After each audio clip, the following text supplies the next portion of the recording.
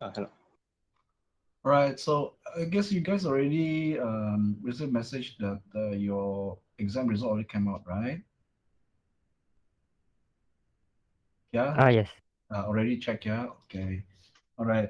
So,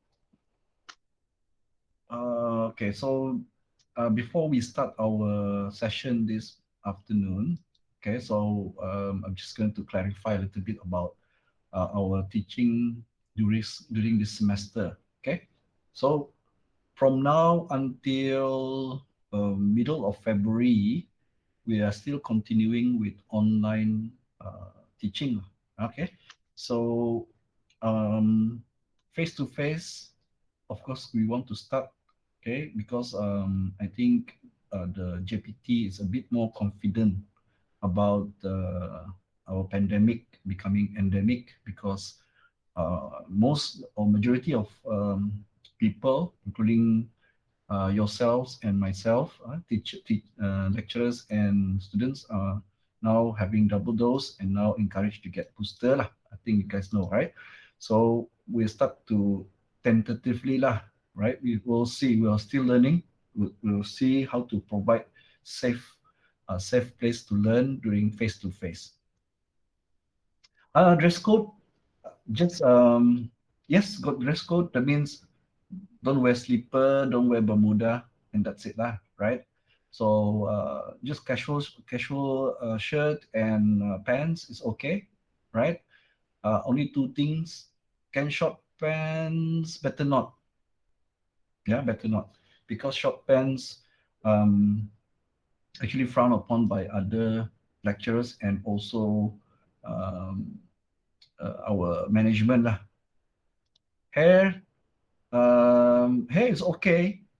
um, I think what the thing that they don't like about hair is being put the color lah, dyed hair is a bit because it, yeah.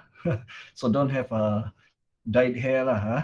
Like very colorful dyed hair. I think that one our management will what lah, will query lah.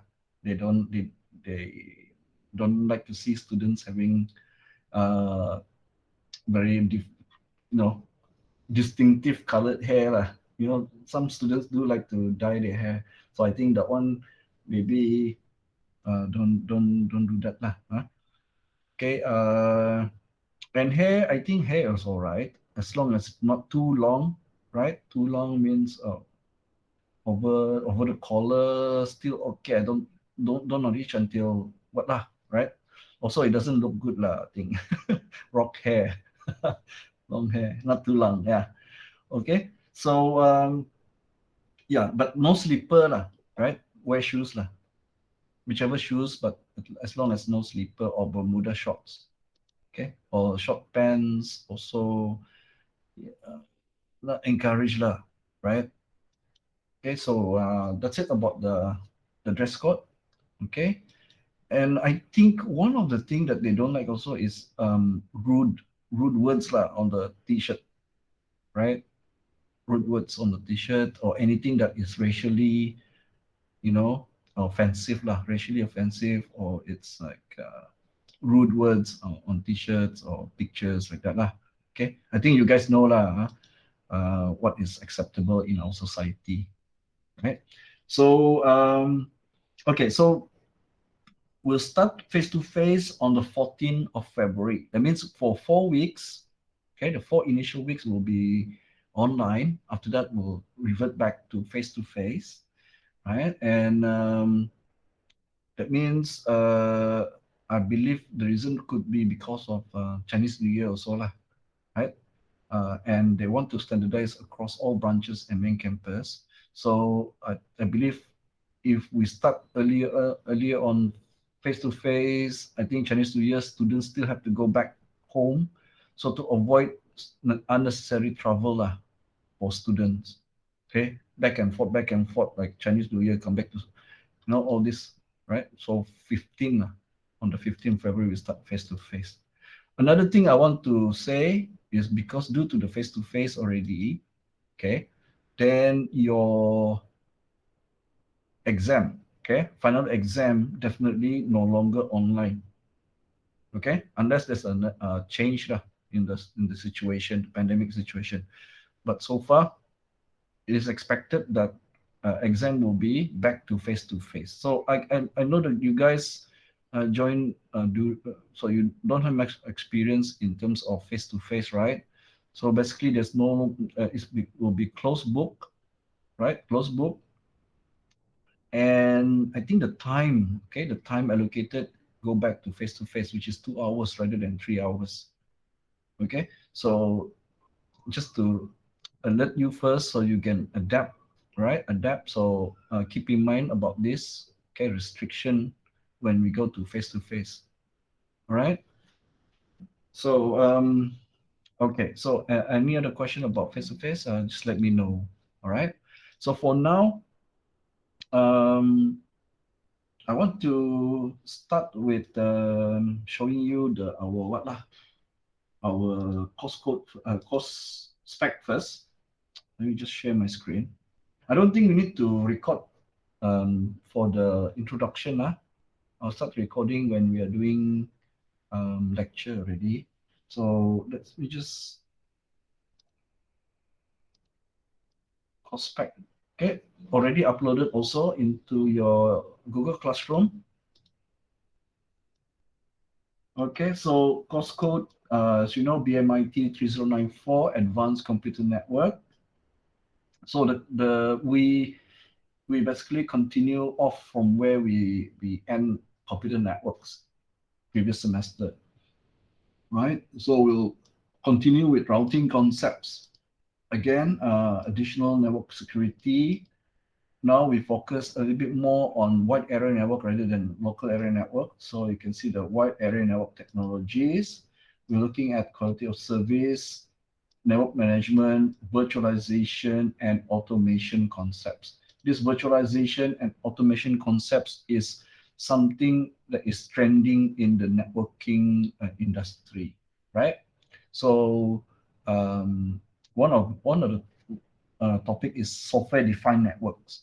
That means no longer you have to depend on individually setting up intermediate devices, but now you can virtualize, basically virtualize your network. So this will be also covered in this course, right? So I continue to show you this course learning outcome. So I think you guys know what is course learning outcome.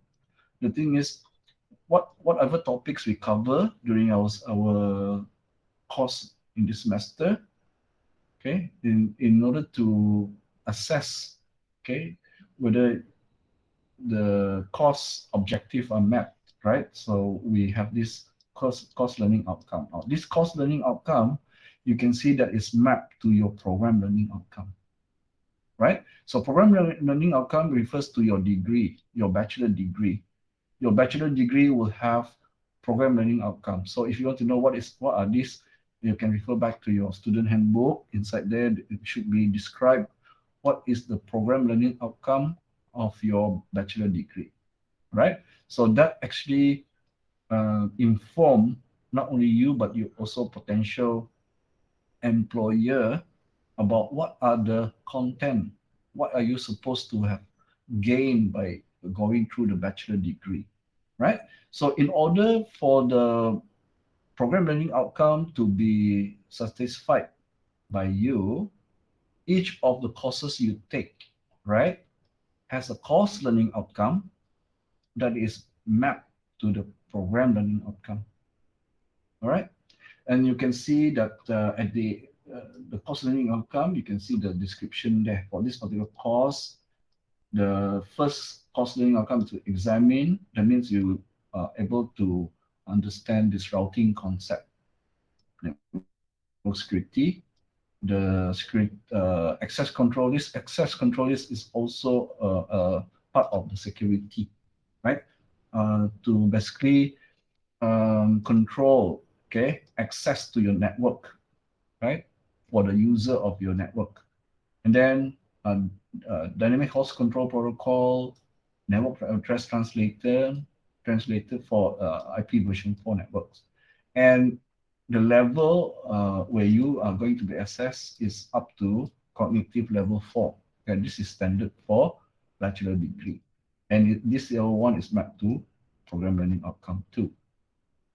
Whenever you see cognitive as the Bloom's level, right, the higher the number, like say C4, C5, C6 means uh, the higher the level of what lah uh, understanding will be assessed. So the course learning outcome number 2 is to assess your wide area network concepts, VPN and IPsec, quality of service, network management, network design, troubleshooting, virtualization, and automation. Now, whenever you see cognitive level, the way to assess is always using test or exam, right? Examination. Okay. Contrast that with CL3, course learning outcome 3, demonstrate TCP/IP, Internet LAN, and Internet Network means P4 is psychomotor, that means hands-on, mapped to your PLO3. Okay, this is assessed using practical tests like SBA. Okay, so there will be an SBA similar to CN or this ACN. Right now, you will notice that later when I explain about the course, the the way it's run is very similar to CN, right? Since you've gone through CN before, the computer networks, so I think this will be very familiar to you. So the only difference will be the content will be more advanced. Okay. All right. So you can see here that here test examination for both CLO1 and 2 and practical assessment, which is SBA for CLO3. Okay, so that means you have an idea already. Okay, later we'll talk about the topics, but you have an idea already how this course is being run is very similar to CN. What you go through the coursework for CN is also the same for SCN in terms of how it's run. Okay, and the examination questions that you've gone through with CN going to be the same way, right? There's a lot of question about asking about scenario and things like that.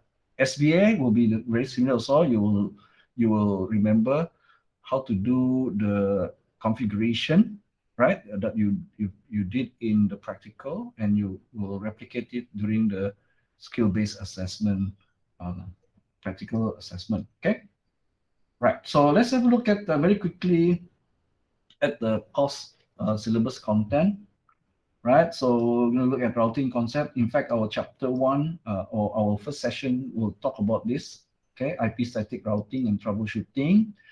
And then you remember that we learned about EIGRP in computer networks. So this time we're going to look at OSPF, right? And then the 2 single area and multi-area SPF for next week, yeah?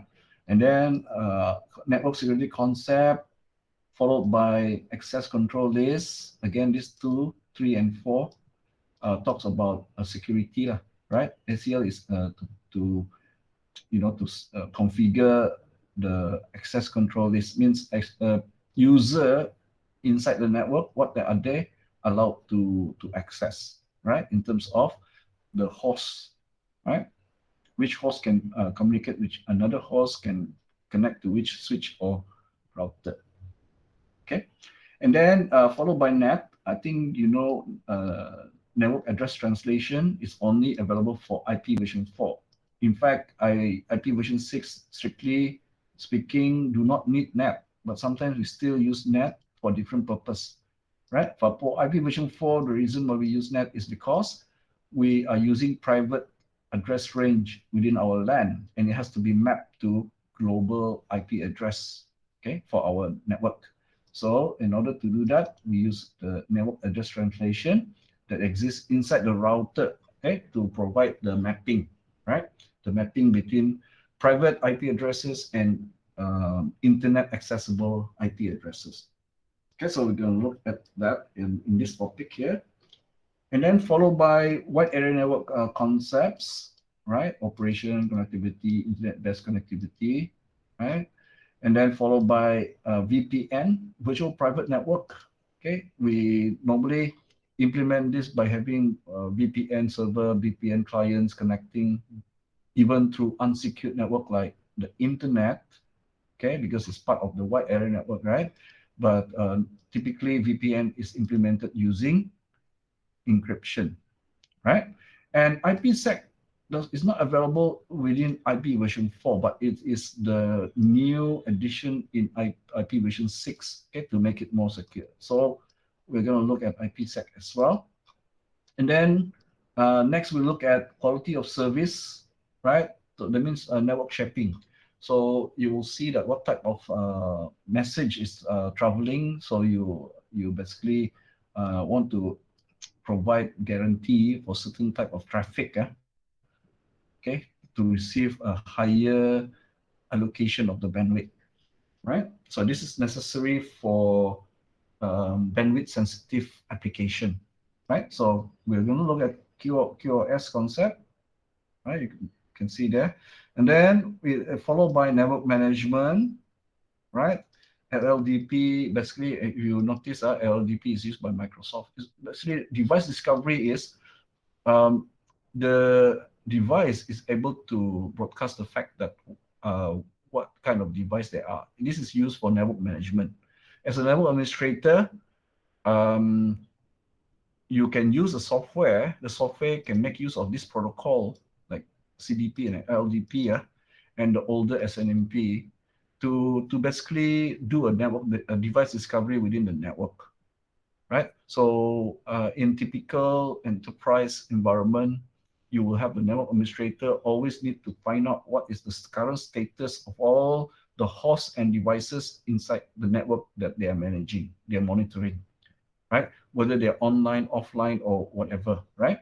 So that comes under purview of network management, right? Syslog, as you know, is a way for us to capture logs whenever any devices have some alert or information, okay, to inform us, okay, as a network administrator. This is a way for you to do accounting, yeah, to do audit. And NTP is network time protocol. It's a way for you to provide um, a single point where of a server time server, right? So that all devices and hosts will synchronize by that particular time, right? Okay, this is very important when you have some processes that needs to know the accurate and also synchronized time, right? So NTP. Okay. Finally, we end up with network design, troubleshooting, virtualization, and automation. Okay, what can we do when we want to do virtualization, like software-defined networks, and also how to automate certain tasks, right, in a network, right? So that's basically an overview of the coverage of the topics that we are going to encounter during our course this semester, right? If any question, as usual, please let me know and try to answer. Right. So next, I want to, now that you know all the topics, let me see the coverage of the topics in terms of when it's going to be delivered. We'll try to follow strictly with our what we call course plan. This course plan also, you can basically see it attached to your timetable, right? So use this as a guide if you want to do revision or to read ahead, right? And you want to plan your learning throughout the semester. So you can see from week 1 all the way to week 14, right? Starting with today's lecture, which is routing concepts and IP static routing and troubleshooting, right? Followed by also, just now we just already look at the topics. I'm not going to explain again, just to have a brief view on the topics and also the practical for that particular week, right? So you can see, I think week 8, I'm not sure whether it's set here, right? Later in the introduction slides, I will explain more about the assessment. But here you can see the distribution of the coverage, okay, for which week. Okay, until week 14, okay, where we cover our final topics, which network virtualization and automation, right? So you can see practical SBA is conducted on week 13. I'm trying to look at when is our is it put here now? Our written test seems like not written here. That means it's probably described in the introduction. All right. So nevertheless, you can access this from our internet or from our Google Classroom, right? So now let me just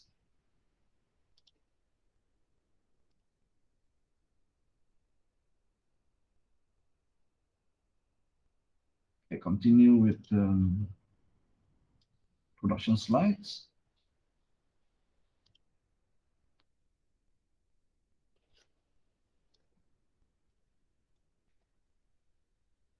Just get it up.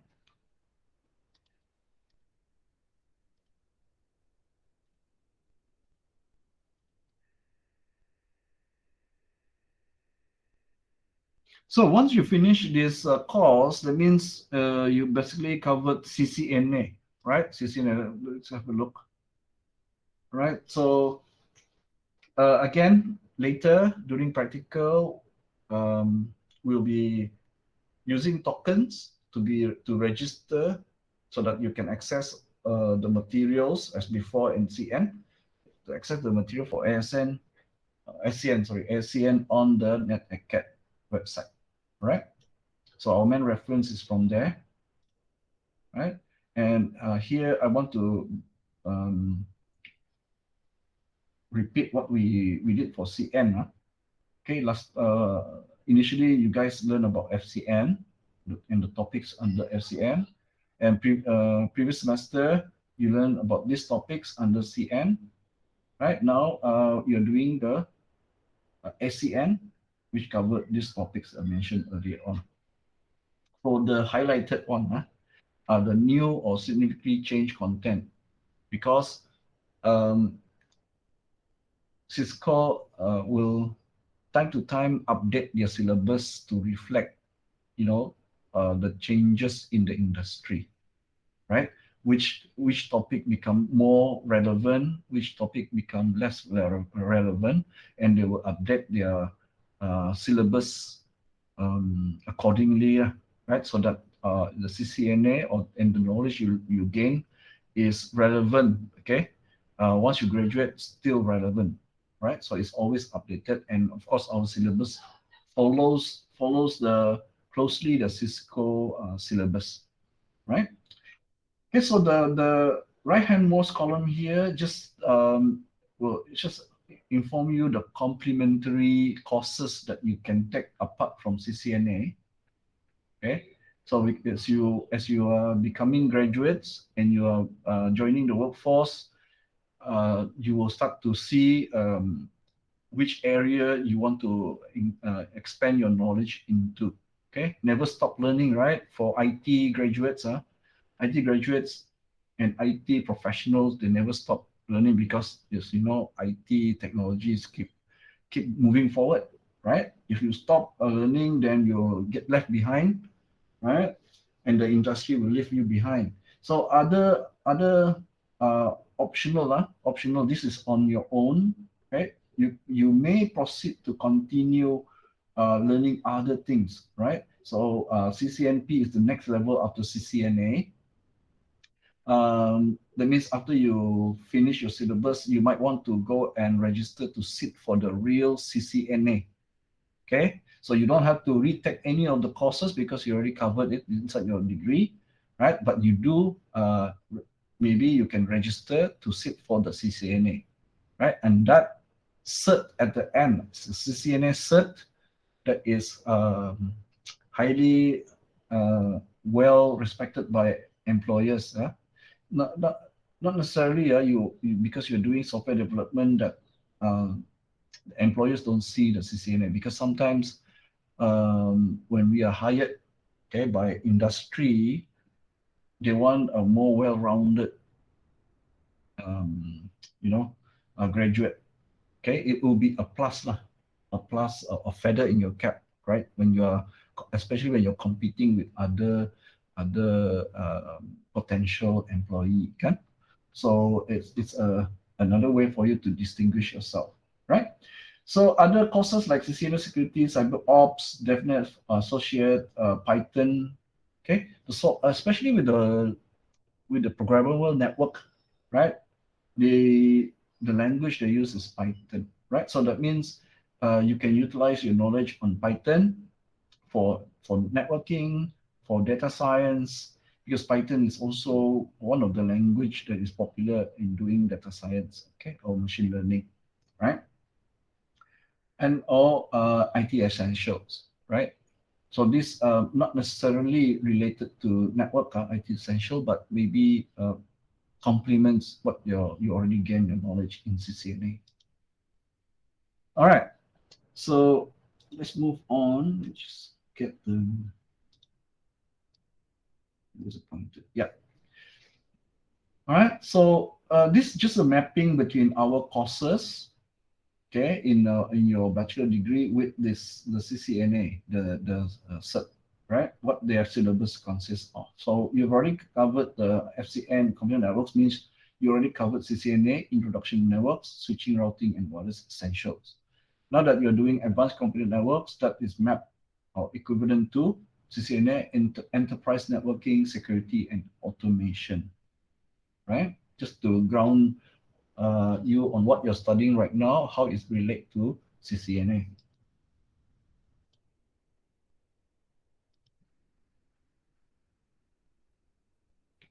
Okay.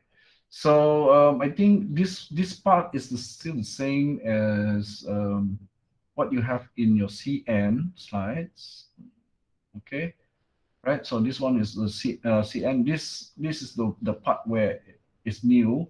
Okay. This ACN, right? Third CCNA course, right? You can see describe architecture and consideration related to designing, securing, operating, and troubleshooting enterprise networks, large networks, right? Once you gain knowledge in ACN, you should be capable to troubleshoot or doing all these things, all these tasks for enterprise network, including wide area network and quality of service mechanism, right?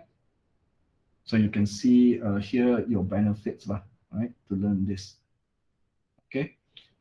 All right. So I'm just gonna move to the next one. Okay. So as usual, you will do tutorials, you will do lab practicals. Okay. So I want to mention a little bit about the networking lab.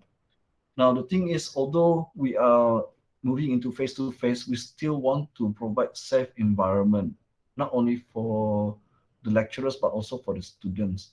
The thing is, how face-to-face lab is conducted is that two students work on the same machine, right? And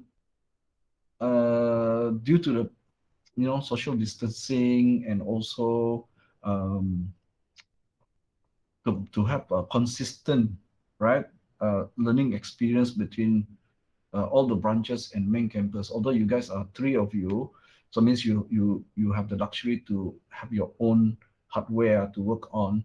But then other main campus and other branches, they maybe have more students in the group, okay, and they have difficulties to maintain the safe distance, right? So from the latest update from our CC, it's happened to be that even though we are using the Cisco lab, okay, most of the practical will still be using packet tracer, right? So what we can do is we can, although majority we are using packet tracer to do our practical, we'll find some time outside of lesson time for you guys to experience hands-on, right? So we'll arrange that lah. Since we are face-to-face, there's no issue being in the lab, right? And there are three of you, so maybe what we can do is, okay, pick a certain practical that we can actually do hands-on hardware, right? So this one we'll discuss further later when we are face to face and see find suitable time, right? Outside of the normal LTP time, then you can at least you guys can um, do a hands-on.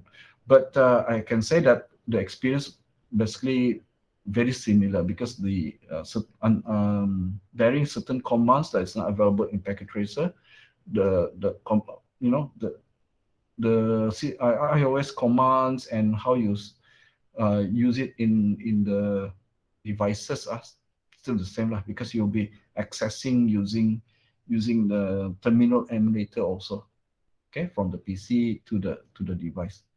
All right. So apart from that, the packet tracer files, apart from packet tracer exercises, you will also have packet tracer homework that you need to do, right? And submit as if very similar to previous time in CN, right? Right. So let's look at the assessment. There are two assessments similar to CN. We have written tests. Here it's mentioned as week 8. Okay. And this will be, I've just been informed that our AD, FOCS AD approved that the e-test and the SBA will be done online. So even though in week 8 and 13, we are already face to face, but these two tests can be conducted online. Okay, online, right? So I will update if there's any changes, but that is what been informed, uh, uh, recently. Okay. All right. So the way to calculate is still the same. You must pass SBA. Although your e-tests and SBA reach 50% of your coursework, means you pass coursework. But if your SBA, but if the passing rate is because e-test is high mark, SBA is low marks and it's below 30, let's say a 60% ratio, below 30, then you still have to, you still consider as not reaching the passing rate for coursework. So that means what you can do is either retest you on SBA or redo the make good tests, especially for SBA, right? So please do your practical so that when you come to SBA, you are able to pass the SBA, right? So that it's easier for you to pass the coursework, right? Again, here are some example, right? Example about passing the calculation of the coursework and the e-test and practical assessment SBA, right? Very similar to CN, right? Later I will upload. You can see that is those example are very similar, right? So make good legibility also similar to before, right? If you're even if you pass SBA and test, but the total together is below 50, so you're not passing your coursework, you are eligible for make good test only if your coursework mark is between 40 to 49%, right?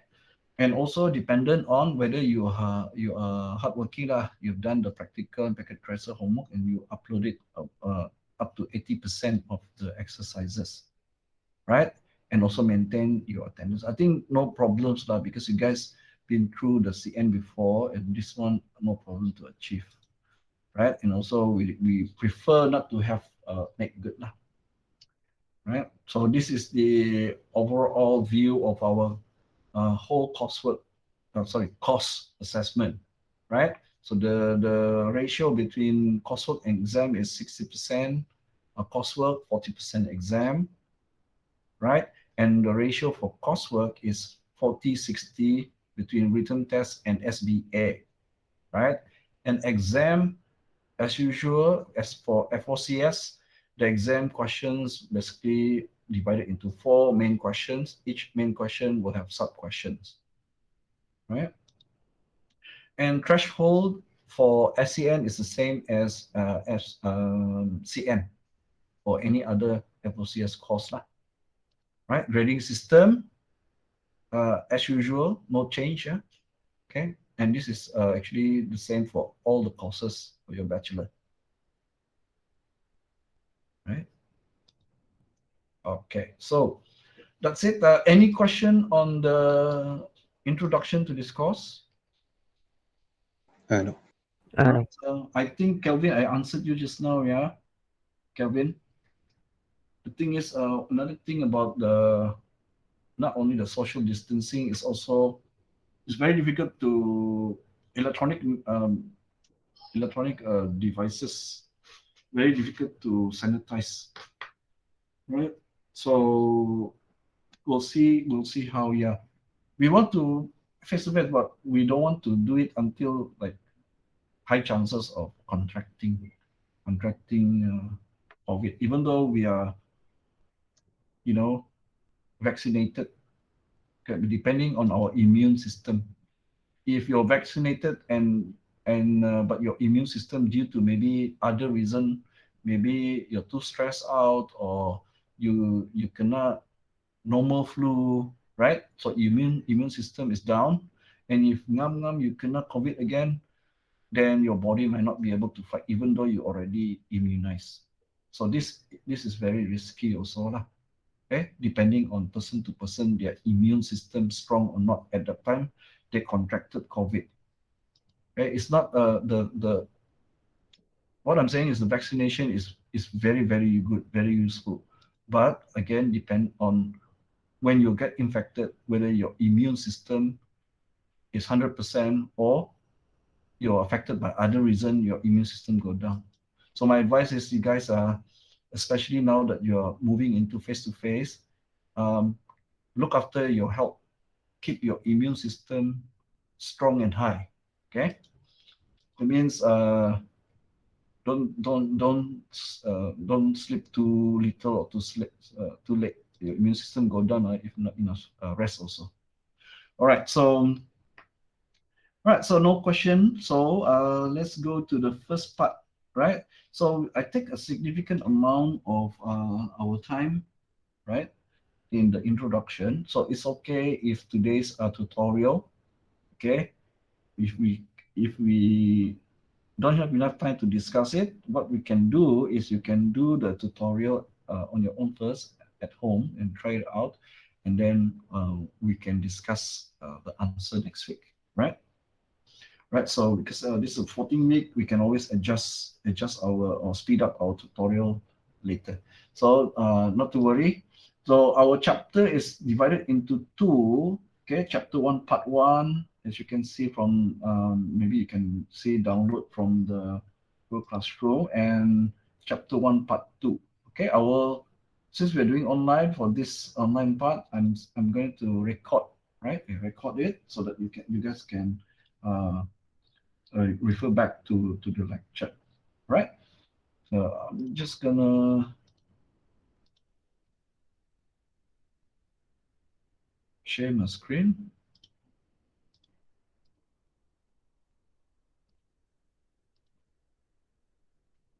Right, so you can see chapter one, part one, IP static routing. Now, static routing, if you remember, when we talk about routers, what is routing? The router basically finding out where to route the packet, which interface, right? So it refers to routing table. Okay, but there are certain entries in the routing table that is learned, okay, through protocol sharing between routers, and also entries that is entered directly by the network administrator, right? So those entered by the admin is considered as static because it's fixed, right? It's fixed. So that's just to ground you what we mean by IP static routing. So um, those entries in the routing table that is done by the network administrator rather than learn via a protocol, right? Okay, so let me start to record.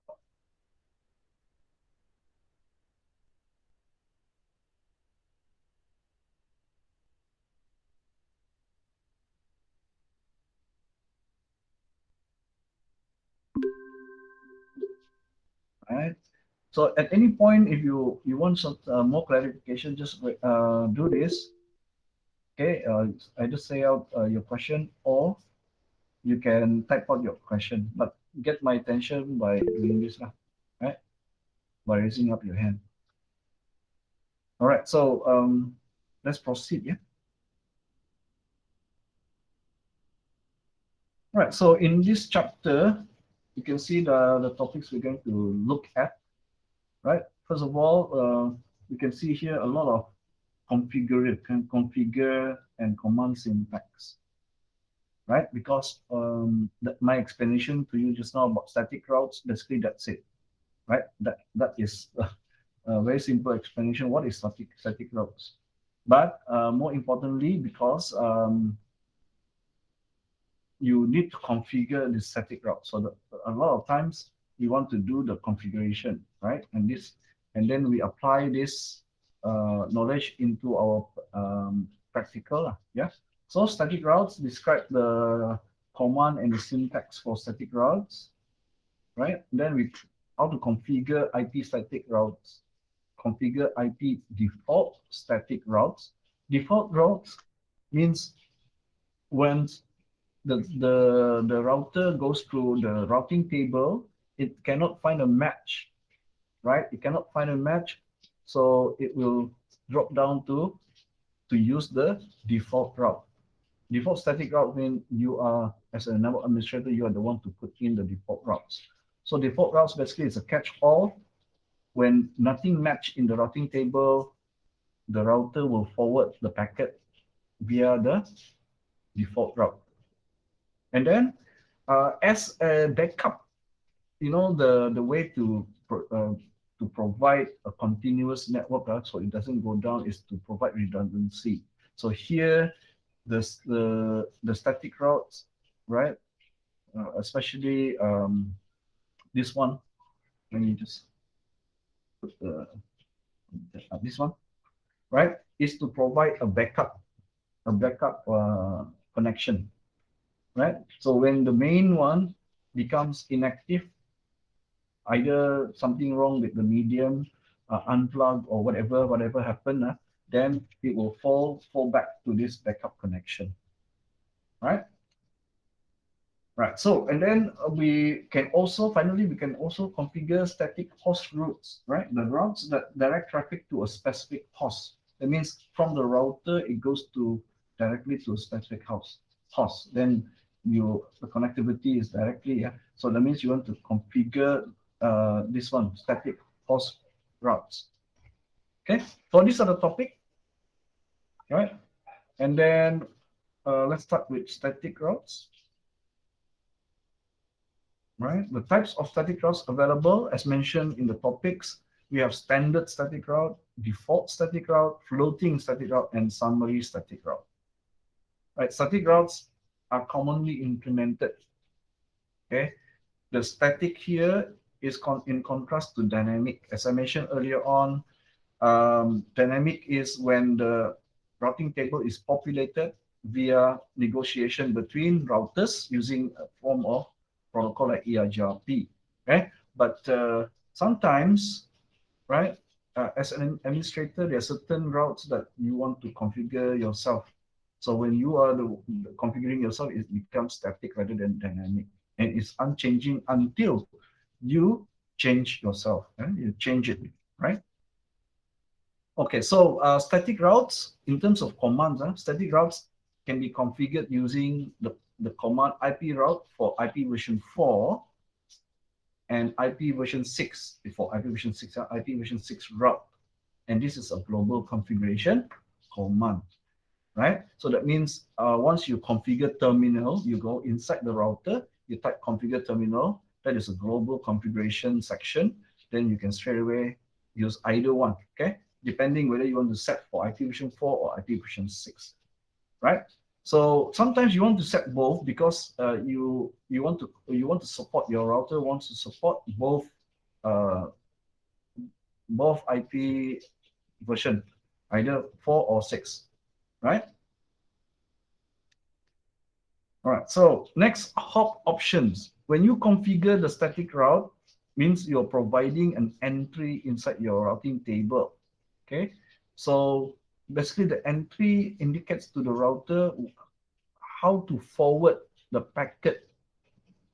Okay, how to forward the packet and the particular packet, right? So when you configure static route, you have to indicate where which IP address, right, is the next hop, what is the exit interface in your router, right? So you can either use IP address or you can use exit interface or you can set both in the same command, right? So how the destination is specified creates one of the three following types of static route, whether you just put in IP address or you put exit interface or you put both IP address and exit interface as part of the command.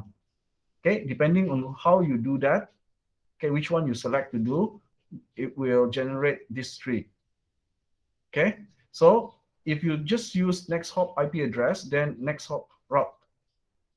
If you specify exit interface on the router, then it's a directly connected static route. Okay. Usually this one is actually automatically detected by the router, but you can specify yourself. Or if you use both IP address and exit interface, then it is considered as a fully specified static route. All right, so this is a command. Okay, you type and you can see the bold one is the main command, IP route.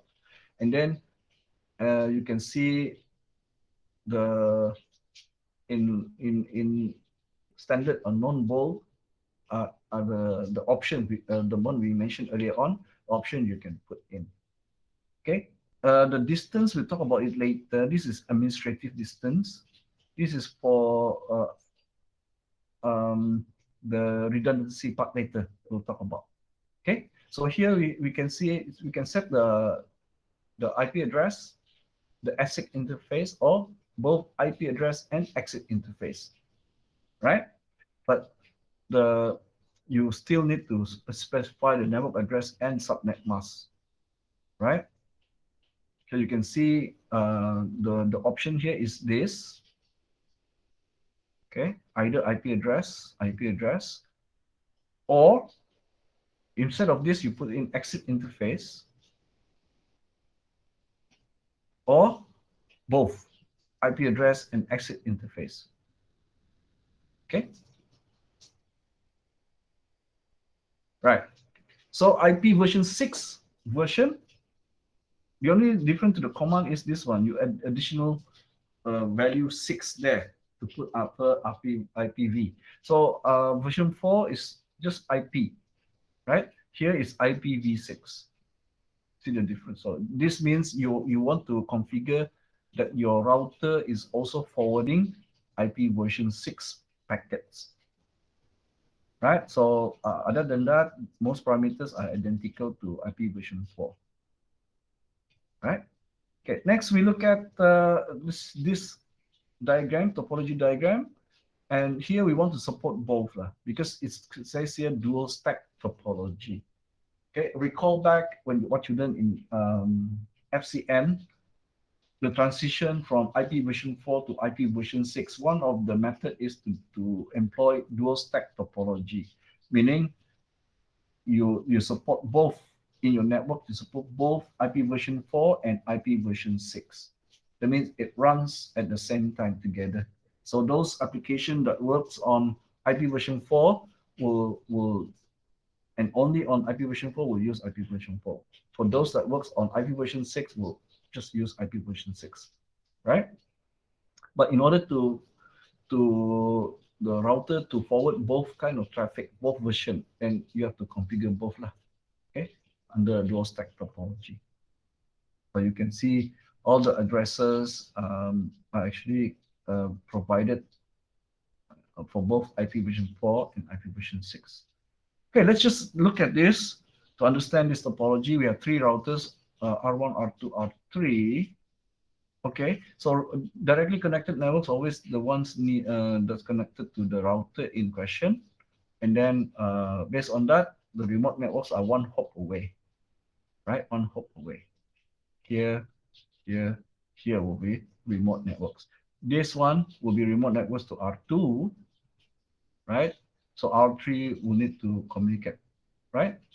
If you're using protocol, they will use protocol to share, right? But if this belong to you and you don't want to use network for the routing protocol, then you can simply go to R1, R2, R3 and configure static, yeah, right? Static. So here in those situation here, it says currently no static routes are configured for both IP version 4 or IP version 6. Right. So each router has entries only for directly connected network. Remember directly connected network for R1, this two, for R2, this, and for R3, this and this part. Directly connected network. Right?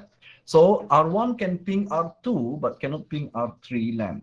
So R1 can ping R2 but cannot ping R3 and associated LAN to R3 because there is no forwarding. That means without forwarding information, routing table, you only have directly connected routes in your routing table, means remote networks you cannot access because you have no idea how to forward packets to remote network because your routing table is incomplete basically. Right, so here uh, example shows what happened if you try to do it. If you try to access in your routing table, you can see it only got directly connected. Okay. Same situation here, but for IP version 6, each router has entries only for directly connected networks and associated local addresses. Same thing. But here the example is on IP version 6. Right? Okay, so far okay or not? So based on the figure just now, there's a point one. Oh, sorry, let me just increase my speakers. I can't catch you. It's raining very heavily in my Oh, place. Hang on. Let me. Okay. Can you repeat your question? uh, based on the figure just now, This one. Hang on. This one. the topology. Ah, This yeah, one. Yes. the one, the point one means what? Point one. Ah, yeah. All these are actually the host value. The host value. So that means this interface on R1 is the network address 172.16.3.1. Oh, And then here is 172.16.2.1, the interface IP address. This is a oh, typical way for them to indicate what is the interface IP address because they give you the slash, right? The slash indicates network address, right? You can see also that it's dot zero. So slash 24.0 is network address. So then you can apply this network address in this situation here. Okay, so you know for this and this interface belong in the same network here. So I can say that this interface is IP address is 172.16.2.2. And then this one is 172.16.2.1, right? And the same with the rest. Okay. Okay. oh, okay. Here is arbitrary, yeah, depending on the administrator and depending on the scenario. They in here the example they give is dot one dot two, but it can be any valid host address. So it could be dot one, dot three, dot four, dot five. Okay, if you are an administrator, you can decide what is this address you want to give. Okay, Okay. all right. Any other question? No. No. No, all right. So no question. We'll start to look at how the configuration syntax is to configure IP static routes. Right. Remember that we just now we can put in the IP address, the exit interface, or both, right? Right. So just recall that. So here, by looking at this, which one are we using? Okay, these two we need. That means routing to this network address with this subnet mask is via this, right? So let's have a look. 172.16.2. This is R1. Go back to here. I believe we're still using this, right? So R1. I think I need to check back. Can't really see. I have to open both. But it's I think it was. Can someone help me? What was the address? The setting IP Oh, IP route, and then the address is. Let's say we are from R1. We want to set a route to. Check back here quickly. We're gonna set a route to this one 172.16.1. 172.16.1 here. So that means that is a remote network to R1. Directly connected is the network directly connected to its interface here. Directly connected network to R1. Here, directly connected network to R1. So that means this, and of course this one are all remote networks. So in order for you to be able to, from R1 to forward your message to, let's say here, 172.16.1.0, then you have to enter. If you want to do manual enter, you have to enter that IP route. That means the routing table, you have to enter an entry to indicate how to forward a packet from here, when you receive here, from here. That means this PC1 wants to communicate PC2. So the packet goes into R1. R1 check its routing table. It needs to know how to, there must be a match with 172.16.1.0 in its routing table, right? Okay, if not, it does no match, it will go to default route, and if not, no default route, it will drop. That means you cannot reach. So just now it says it needs to go there, right? You can see there like this. It needs to go there. So IP route to go there, 172.16.1.0, 16.1.0 is here, right? So you just specify IP route to that remote network, right?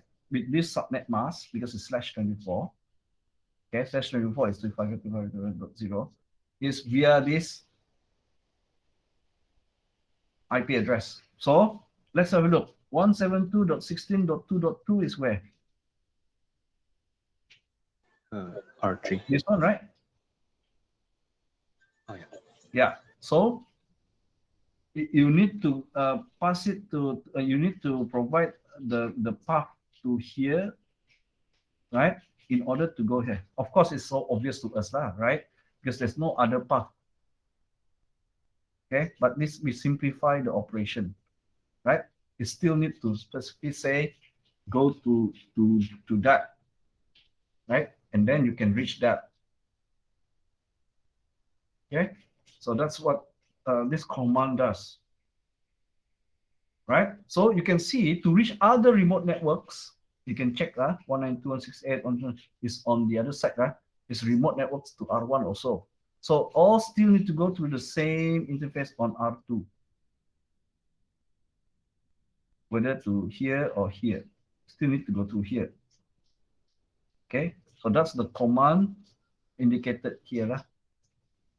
So once you add this, then you start to see this. So you can see this network via that This network via that. Once you do this, then you can then your router one is able to know how to forward messages intended for these remote networks. Okay. So why the third command also have to get through the point 2? Yeah, because I mean all this have to go through here because there's only that interface can go to all. That means as long as it reach this R2, because you are the ones going to specify. Okay, so you know to reach this network, remote network, this remote network, this remote network needs to go to this R2. There's no other way. R2. So you specify .2 lah, this one. This IP address on the R2. You forward to that.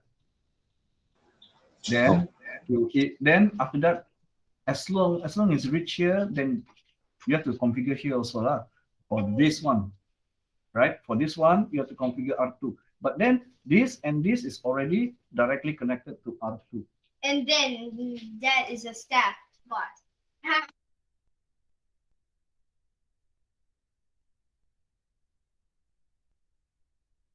Sorry for the interruption, my son. Okay, so any question on this? No. Okay, right. Right. So that's the configuration here, right? So this is IP version 4, and you can you see that it will do similarly for IP version 6, right? But additionally, you have to specify for IP version 6 that is unicast routing. Unicast routing means one-to-one communication or one-to-one messaging, okay, between one host to another host. Then you type the same lah, but now replace every address with the IP version 6 address. Okay, the concept is same whether it's IP version 4 or IP version 6. Right? So this is for next hop. Next hop simply means remote. Okay? Next hop. Sorry. Let's go back here. Next hop. Next hop. One hop. Then next. All these are remote. Okay? So contrast that with this one. The next slide. Directly connected static route. Directly connected. Usually the router will pick up because it knows its own interface and it knows what is configured, IP address configured on its own interface. So that's how it can populate its routing table automatically for directly connected. But you as an admin can also specify it, right? So directly connected static route, you basically have a knowledge of the exit interface. So instead of using the next hop IP address, which is the .2 just now, right? Then we'll use our interface, exit interface. So again, if we look at topology here, right? You can see that .2 is actually, sorry, our exit interface is this one, S0/1/0, right? Actually, this one should be set separately so you don't confuse. So this is our exit interface, yeah? So instead of specifying that IP address, we specify that exit interface instead, right? So that's how this is configured, right? Still the same just now as before, but instead of the router 2 interface .2, right? We replace it with our router 1 exit interface. Okay, so this back again to the initial slide where we say there are 3 ways of doing it. First one is using the IP address. Second is exit interface, right? And the same with the IP version 6. Okay, we use the exit interface, right? What is the third option? Where we use both. And we call that the fully specified static route, where we use both exit interface and the IP address. Just now we saw the configuration using IP address .2, yeah, 172.16.2.0.2, which is R2 in interface there. Then the second command is we use the exit interface. And a third method is to use both, which then called fully specified static route. Right? So we have a look here. You can see that option here.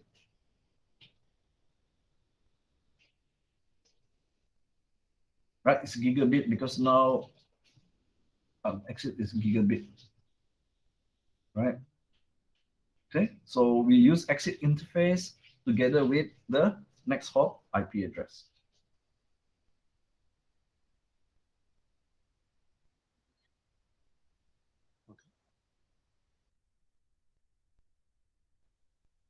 The access interface.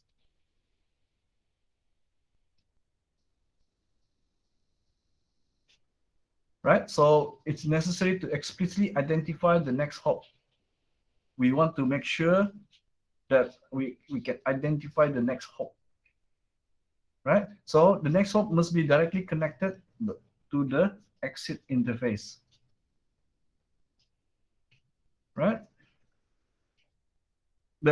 In terms of this situation, exit interface is optional, but the next hop address is needed. That means you can get away with not specifying exit interface, but definitely you need this in the configuration. That means the next hop address. If the next if the exit interface is in an Ethernet network means there are other way to connect your router, which is not based on Ethernet network, right? So here we only focus on Ethernet network, right? But if exit interface is on an Ethernet network, that static route includes, of course, for Ethernet network, all the interface must be provided with IP address. So it includes a next hop address, right? So you can see in this example is the third example where we use both the exit interface and the next hop address. For this is IP version 4. The next example is IP version 6, fully specified static route. You can see the link local address. If you look at the different types of unicast address for IP version 6, one of them is link local address. What we mean by link local? Link local simply means the address used within the same link or the same segment or the same LAN. So you can see that this is from this interface to this interface. This is one is a single link. This is a LAN, right? So within the LAN, in order to communicate, you don't really need global address. You can use link local address. Okay, so you can basically not necessary to use like 2001 and so forth. Okay, although this is the we understand this is the network address, so you can have a proper IP address based on this network address, but you can also use, because IP version 6 has multiple IP version 6 address for an interface. One of it is link local. It's not addressable outside its own network, but for the purpose inside, means to say for the purpose of R1 forwarding to R2, then it goes through this LAN, then the link local address can be used, because link local address is active within here, means it can be used here. Then you can use the link local addresses, not necessarily 2001 DB and then whatever host address. Yeah, you can specify just link local and you can use link local address. you can see here the example is using link local address. Right? Okay. Is it okay here, this part?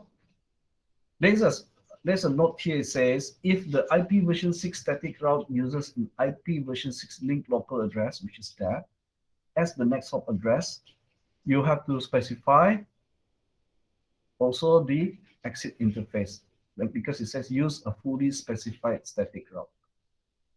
You cannot ignore that part if you are using this link local address. So if you're using link local address, instead of 2001, the IP address for that, the IPv6 address using the network address here, you can specify that interface also. But if you're using FE, which is link local address, then you have to specify the exit interface as well. That means a fully specified static route. Right? Okay, so there's a lot of things you have to remember here. Okay, but my advice is, okay, you as before, you have a special note because SBA remains to be a practical, remains to be open book. SBA still open book, right? SBA still done open book because it's practical. So a lot of this information, right? I know it's very hard to memorize.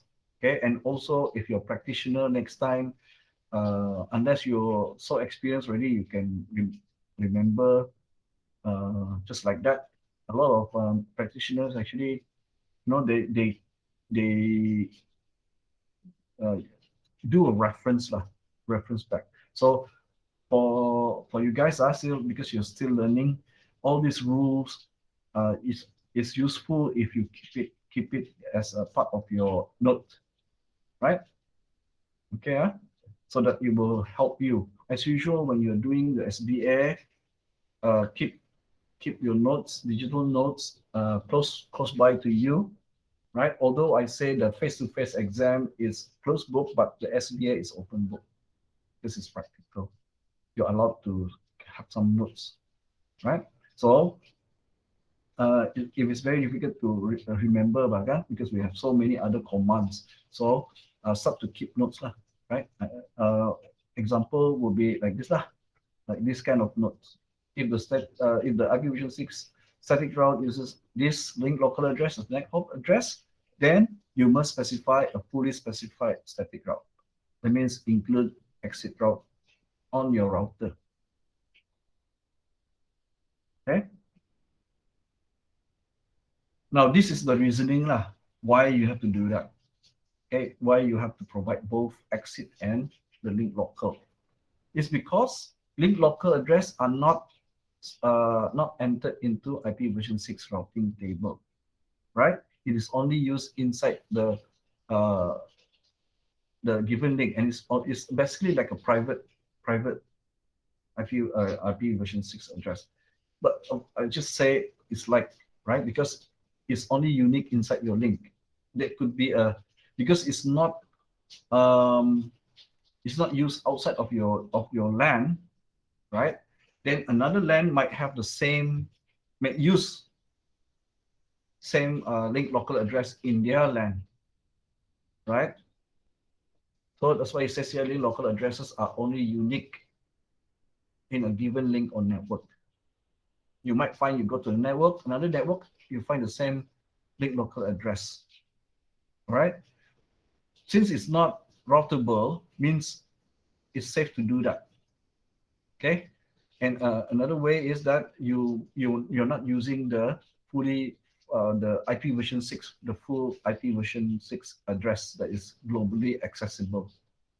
Okay, always remember that why we want IP version 6 is because we need to have global IP address. More global IP address means it can be used in the internet. But sometimes we don't need it inside our LAN. So sometimes in our online we just use link local address.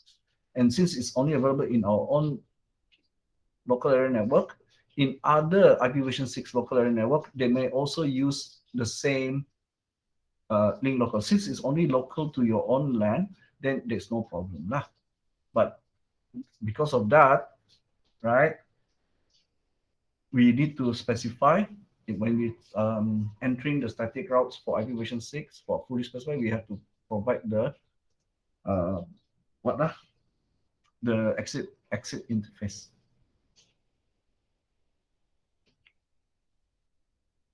So you can see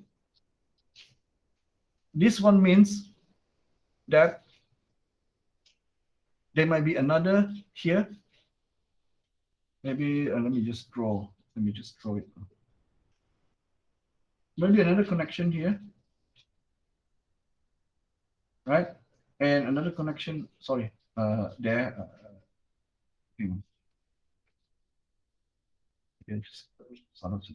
Let me erase this. It's the opposite. It might be another one here. Since this also link local, so this one also may be using FE, AT, and it's valid because it's only available inside this network. It's not transferred, but due to that, this one may clash. So how to resolve? Well, exit interface. This one exit interface here, another exit interface here, coupled with that, then it can be unique. Okay. Okay. Right. So that's basically this slide is talking about that, right? So based on the previous slide, here, yeah, there are two extra address on top, left and right. there are two extra what? Address, IPv6 address. You mean this? Oh yeah, and the other one. And the other one. Okay, judging. Let me just clear up this one first.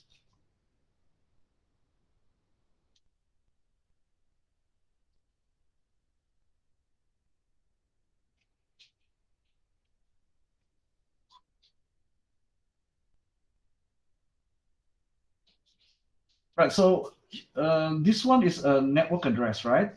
But for this network, right? So this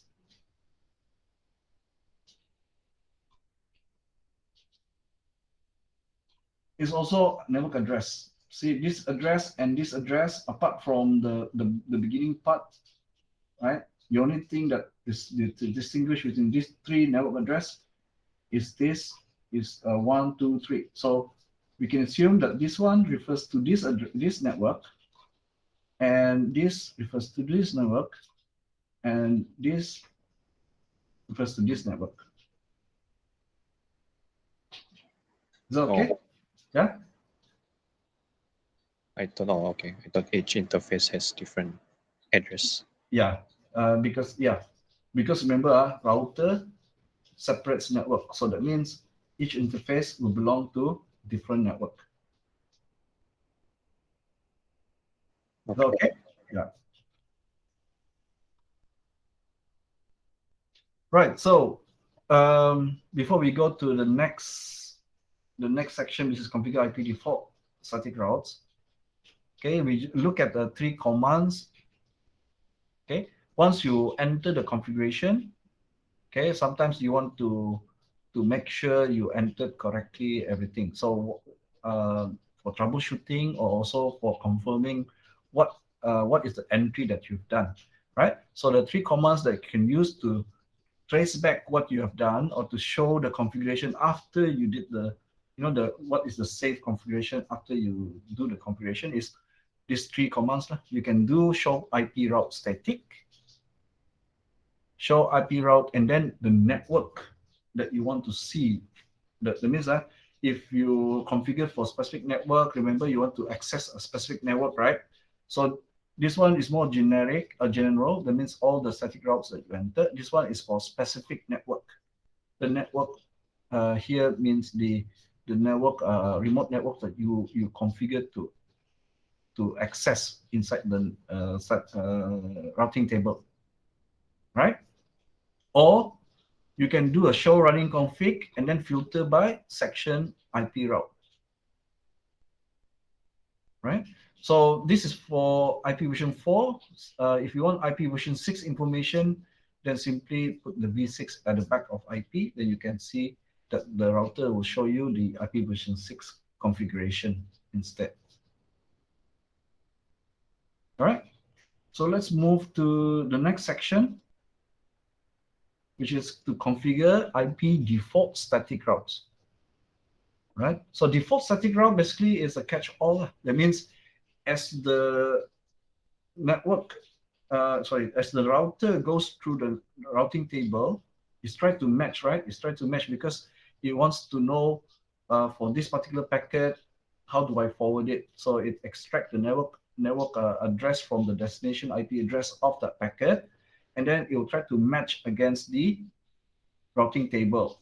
So the routing table, the mapping is between network address interface, network address interface. So if it doesn't match any of the entry, whether dynamic or static, then it will drop down to a default static route. Okay, so this is to provide at least a last option. If there's no default static route and it doesn't match any of the entry in the routing table, then the packet will be dropped because it's no routes. It doesn't know how to forward. Right? So you can see here, that's the definition. It match all packets. Okay? That means if it doesn't match any in the top, which is actually already the other entries are at the beginning of the routing table, then it will drop down to this, and any network address that doesn't match will match to this one because it says match all packets. Right? So it is a single default route that represents any network that is not in the routing table. Important, huh? When it doesn't match any entry, then it will match this one, definitely. Right? So you can, there are two ways to get this default route. Either it's configured locally by the administrator or learn via a routing protocol, learn from another router. Okay, so this default route is sometimes mentioned as gateway of last resort. It means the catch-all. If nothing match, then this one will match. Okay. Right. So they are commonly used when connecting an edge router to a service provider network. So what does it mean? Means when your enterprise, of course, sooner or later it will need to connect to the ISP because to provide internet access, right? So when it doesn't match any entry that involve your own networks, say more than one network, maybe your enterprise is big, you have more than one network, right? Your routing table, you specify already. If it match any of the entry, means the entry is your own networks. And it doesn't match, means by process of elimination, you figure that, it should be going to another network on the internet. So sometimes you as administrator, you will set the default route as the gateway of last resort to point to your ISP network, which your ISP will then forward to the internet, right? To other routers in the internet, right? So this is the common usage as an edge router, on the edge router, right? So like this, right? So in this scenario, this top router and then the last router. This is the router going into the other networks, like could be internet or whatever, right? So if it reach here, there's no other places. That means only one place. Then, right? It could be from here. It could so go other ways, right? Or it could go other ways. But once doesn't match any, your default route can go here. Example example usage. Right? So how do you specify default static route? Well, to match all, right? To match all. So you basically put network address all 0 and subnet mask all 0. So when you do this, this combination of all 0 network address and all 0 subnet mask will match with any network address. Means it's a catch-all, right? It will stop here. Then that route is the route that will be matched. Okay, so sometimes it's called port 0. Port means 40 route. So to specify, just put in this command, right, to specify the default static route.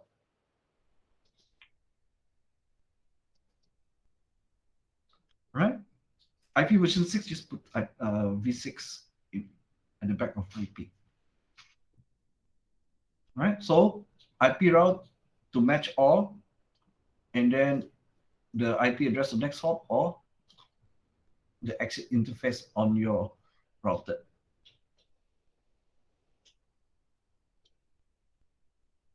Right? Example. As usual, to specify static route, you can specify the next hop address, the exit interface, or the next, or fully specified lah. Right? So catch all for IP version 4 is this. Remember, and for IP version 6, the syntax for specifying catch all, that means all will match, is that. Okay. Recall that all zeros in IP version 6 compress format is that, you know, you will get rid of all the zero and you just leave two column. Doesn't mean that the IP version 6 route is there's no number. It's just a compressed version. Remember, last time we learned in FCN how to compress IP version 6 address. Instead of writing 000 colon 000 colon 0, we just put the compressed format colon. It stands for all zeros. Okay. Is that okay so far? Okay. Okay. Right. So that's all for the how to configure the default static route. Then the next slide is talking about how to verify a default static route. That means you just type this command, show IP route static, right? And then it shows all the router will display the static routes in the routing table, right? And then it says note the asterisk star, right? In next to the is there any here star next to S. Okay, so the asterisk indicates candidate default route, right? This is why it's selected as the gateway of last resort, right? And notice that it says the static default route configuration uses the /0 mask for IP version 4 default routes. Okay, so the IP version 4 subnet mask determines how many bits must match between the destination IP address of the packet and the route in the routing table. So when you put a /0,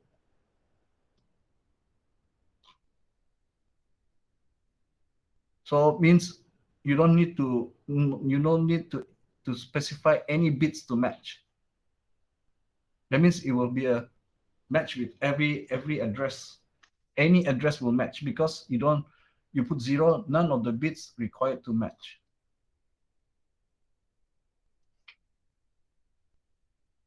Right? So as long as before this one is the last one checked. So if there's any above it that match, then this one will not be matched.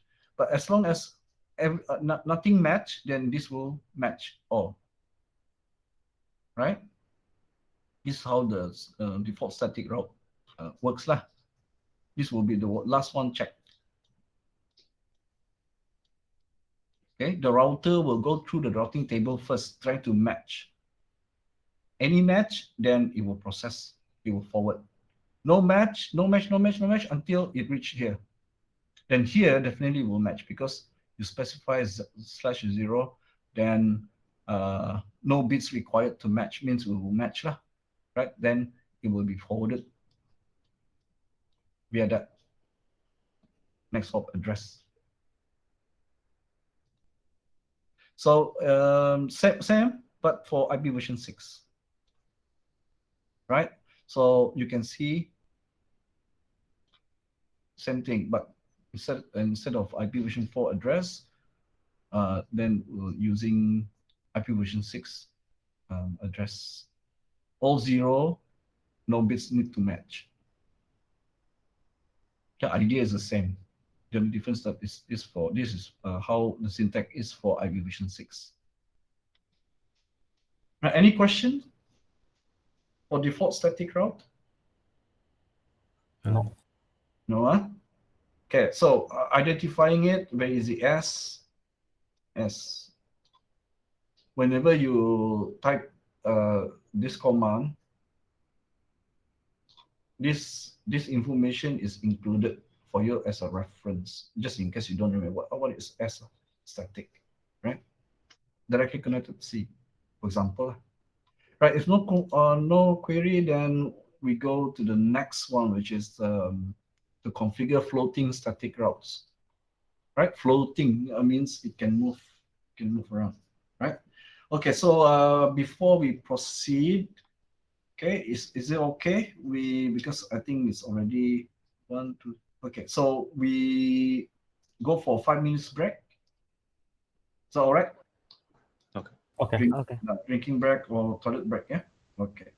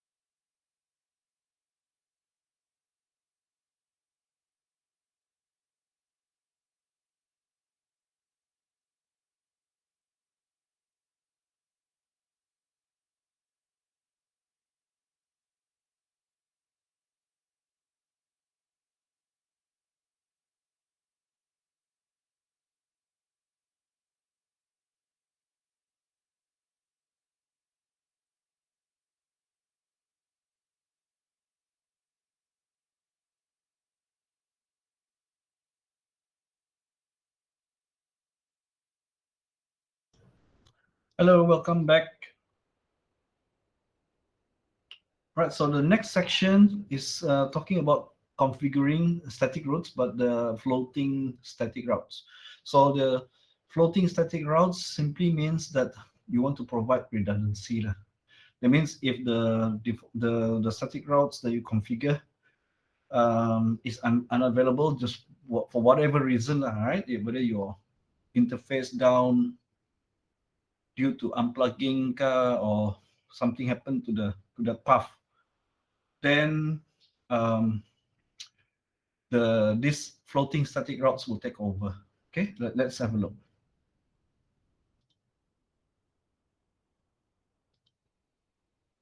Right.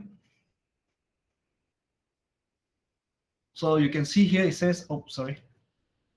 Floating static routes are static routes that are used to provide a backup path to a primary static or dynamic route. So not only you can replace the static route, but also the learn route from other routers, which we indicate by here it says dynamic route. Okay, so the way it works is that this floating static route will only come into being or used by the router when the primary route becomes unavailable. So it's okay. It's okay. We can say that this is a redundancy. Yeah. So to provide resilience to your router when when your router is critical, that means it's not allowed to go down, right? Because if the primary static or dynamic route is unavailable, okay, this backup path, this floating static route should take over, okay, and provide continued function. Okay, so how do you ensure this? Well, we put this value earlier on. I'll talk about the administrative distance, right? Now, administrative distance, how it's chosen is that the router will always choose the path with the lower administrative distance, right? So if you specify a floating static route as higher administrative distance, it will not be chosen, right?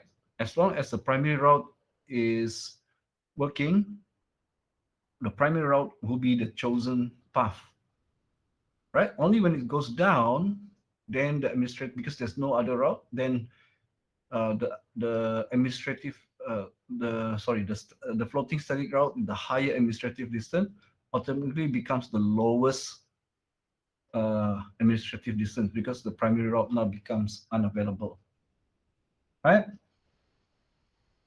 Okay, so it's all based on this rule. Okay, for the router, the router will always choose path with lowest administrative distance. So if you set the floating static route higher than the primary route will always be chosen. But once primary route becomes unavailable due to whatever reason, okay, then automatically the floating static route will be chosen. Okay, so important, if you want to provide floating static route, it must be set with higher AD. Okay, all right. So by default, how does it work? By default, if you didn't change anything, you didn't provide any AD, the static route will always have 1. So as long as you set higher than 1, then that is a floating static route, because the static route that is configured by default of 1 will always be chosen by the router, right? So static route will always be chosen first compared to dynamic routes. Then set a higher one, then the floating static route will always be higher than that, right? So you can play around with the AD to specify the floating static route higher or lower than dynamic routing. Okay, that's why we call it floats. You can adjust where it stands okay, in the ranking for the router to choose by changing the AD. Right. So in the next slide, you can see where you can specify, okay, the value. So it comes under as the optional AD. The value you put here, 5 is higher, so 5 will always be chosen later compared to the static route with default 1 AD. Okay, the winner will always be the lower AD. So here will be 1, here will be 5. So which one will be chosen? Of course, this one will be chosen. But once this becomes unavailable, it drops down to even though this one got 5, because there's no other choice. If this one unavailable, then router automatically choose this. All right. So you can test. Provide this, the first one, and then set the second floating one with higher AD. Then unplug that the route to this next hop. Then you'll see that this one take over. Right? This one will take over as the default route.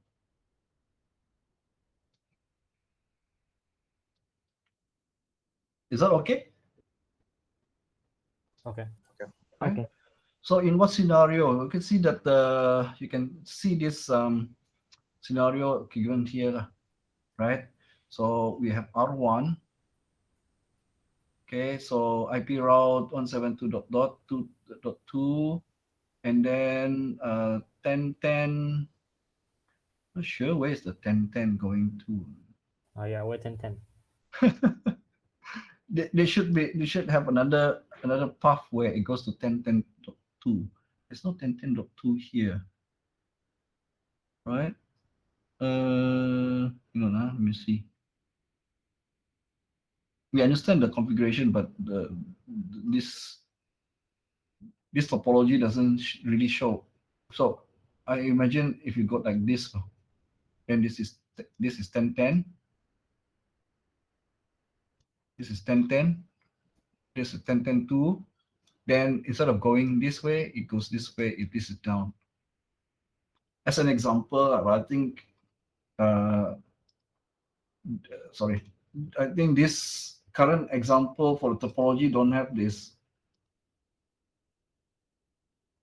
example in mind because there's no alternate route, so there is no point to put in the IP route 10.10.2 if there's no alternate 10.10.2 route. Anyway, you can imagine that, like I say, if I link R1 and R3 and I specify that as 10.10.10.0, and then the next hop interface on R3 is 10.10.10.2, then as this default path here become unavailable, then the path should go through here. The next the extra line there. I think it should, because if not, this, even though they drop down to this, there's no path in this topology So what you can do as an administrator, if you can do like this, and you give it as a network address 10.10.10.0, and then this next hop interface R3 is .2, then this will work. Okay, then this alternate path can work, right?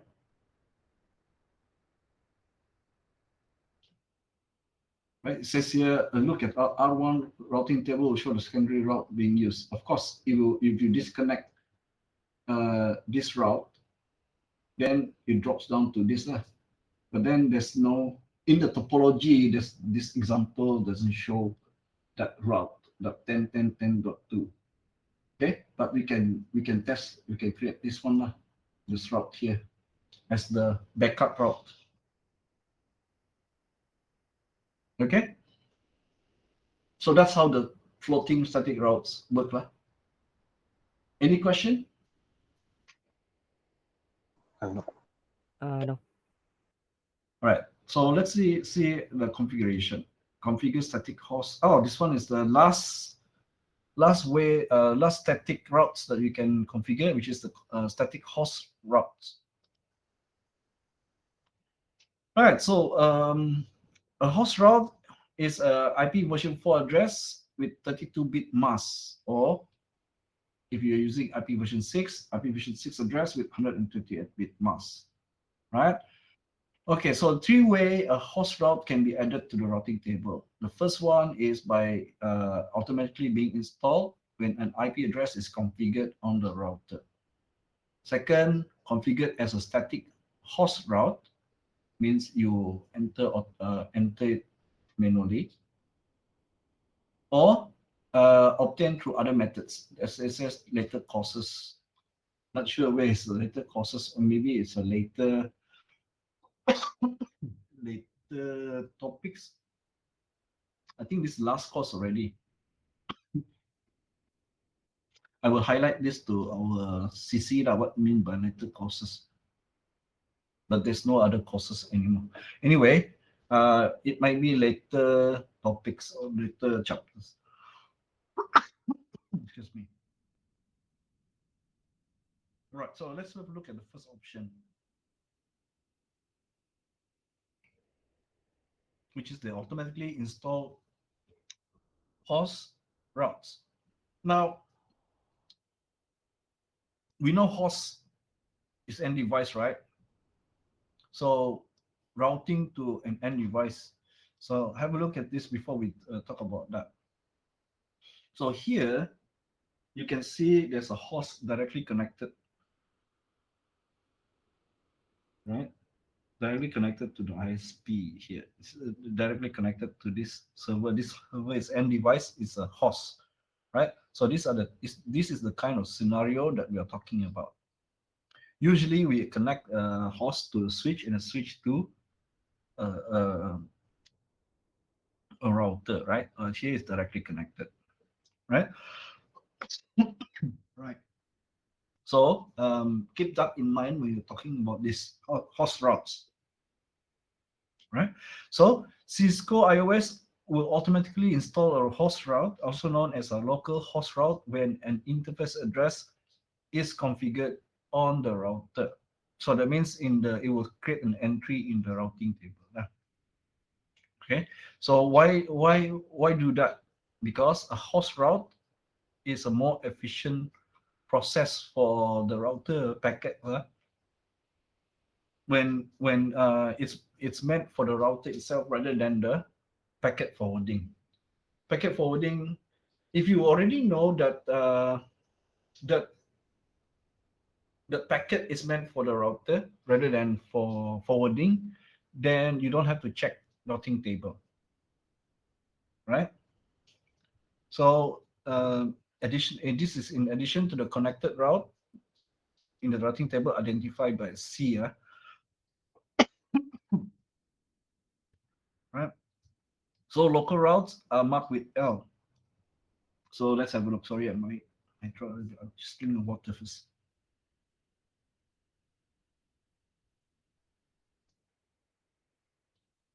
All right, so let's have a look at this topology.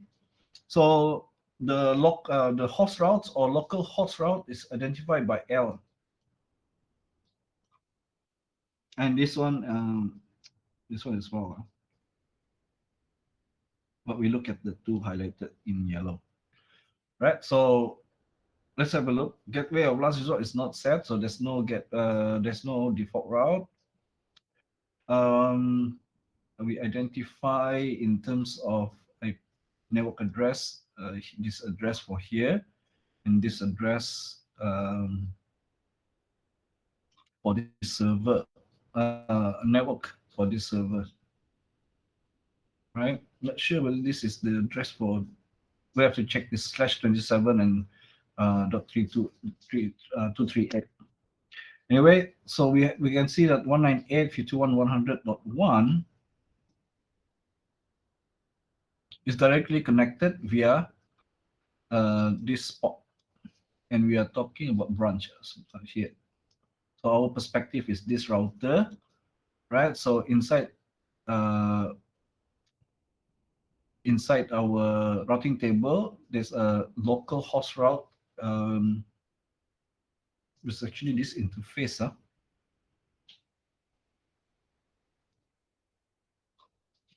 And then show IP version 6 also using the same thing, 0.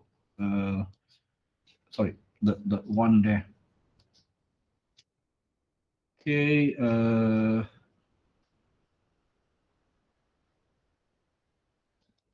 how does it configure already? Because this is automatic configuration. So we don't need to configure this as configured by the router itself. Right? So from the perspective of branch, so that means if you have a perspective of ISP, right, you might not have, because here there's no more connectivity after the branch, no more router after that. So that's why there's a local host route.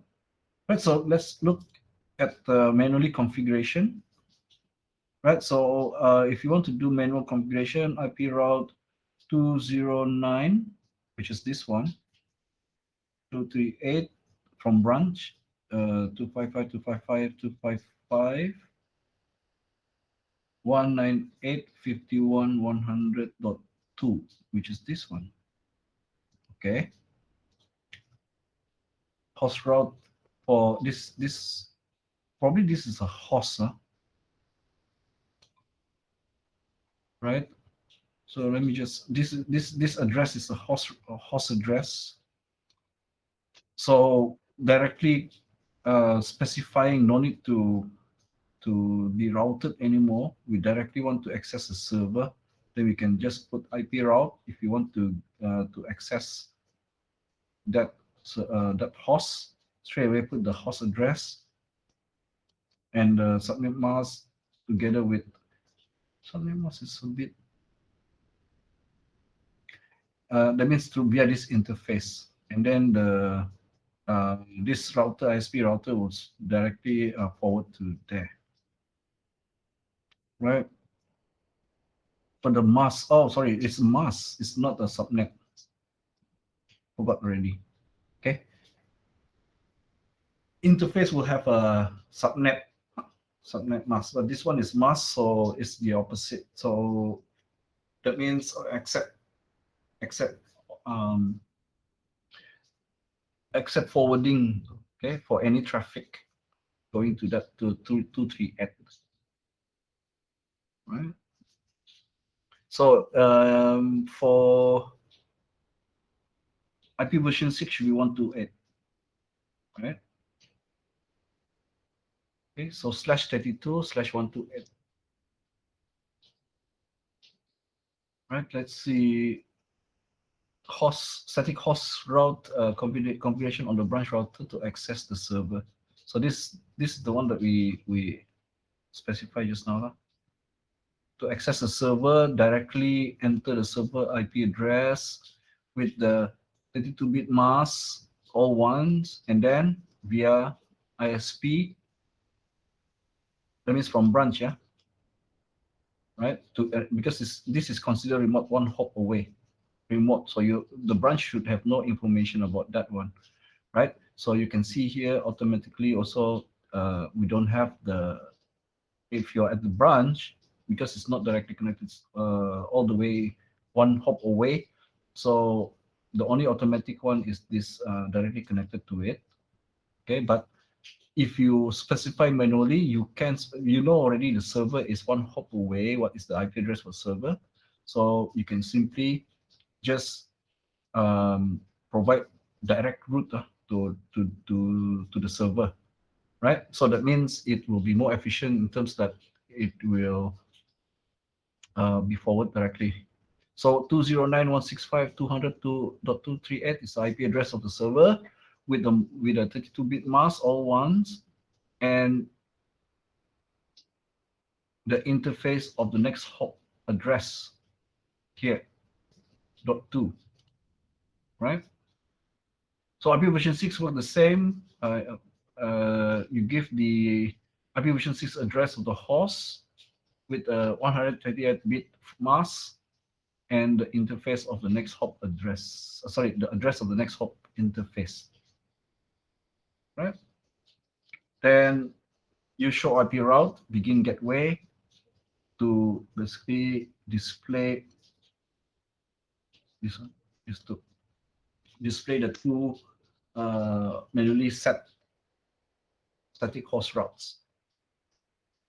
Okay. The ones previous from here, we set the static routes is for network. Okay. For accessing network. This one you set the static routes for accessing hosts.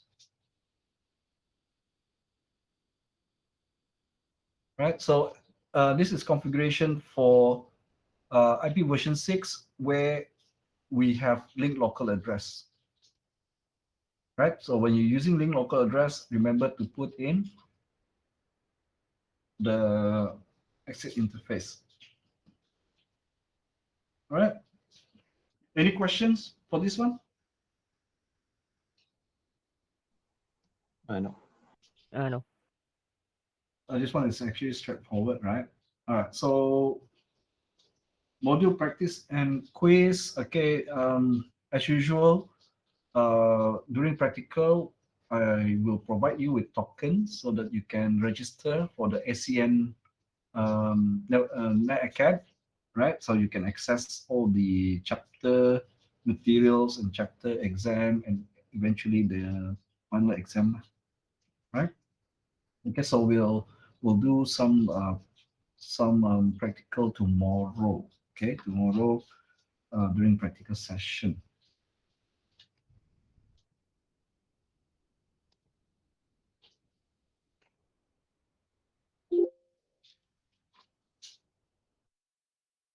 Right. So that's chapter 1, part 1. Right. So I'm going to continue with chapter 1, part 2. It's very short slides. After that, I will present you guys with the tutorial question that you can do partially here and also at home. Then we can discuss next week. Let me just get this one ready.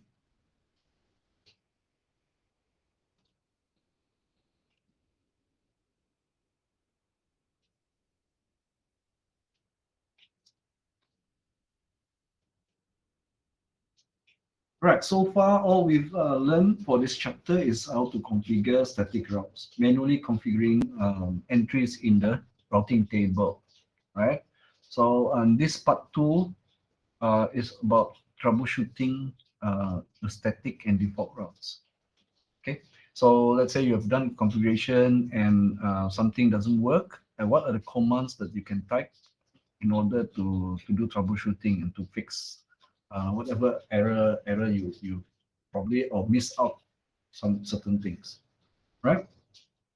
Okay, so topics: packet processing with static routes, right? So how does a router process packets when a static route is configured? And then we look at troubleshooting. Okay, troubleshooting common problem or issues, right? So we begin with packet processing with static routes. Right, so again, we are shown this topology, right? So PC1, we have PC1 sending a packet to PC3. So PC1 is on the opposite side. Let me just get my pointer. So this is PC1, right?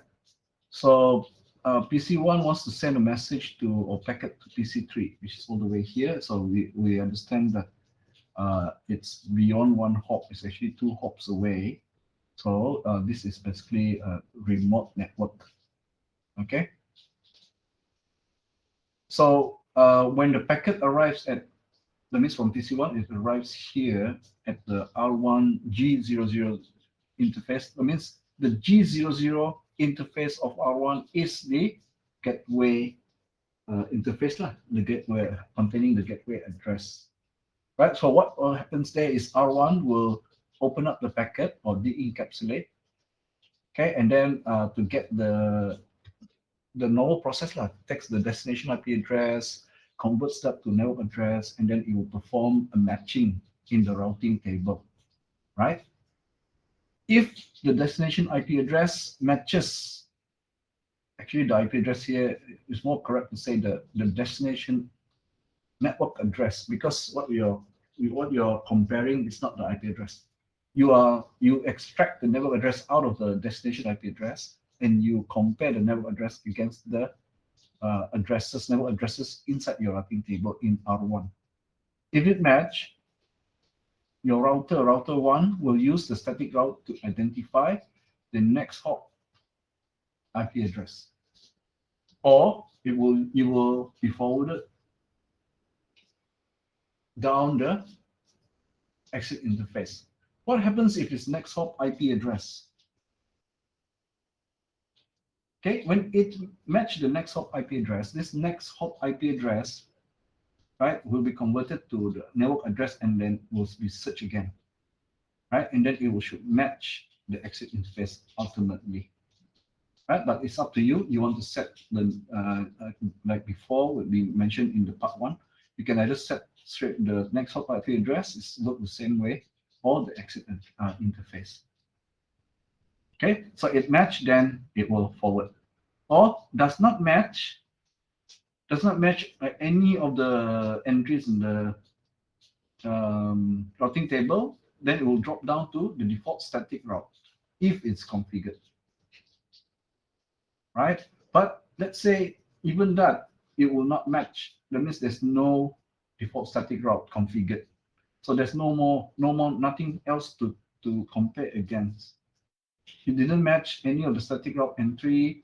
It doesn't have a default static route, so that means R1 will then drop the packet. Okay, it means it doesn't get delivered.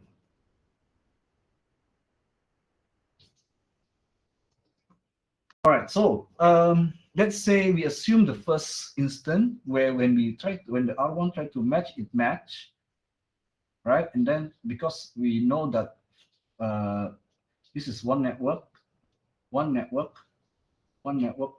means IP packets will not change from PC1 to PC3.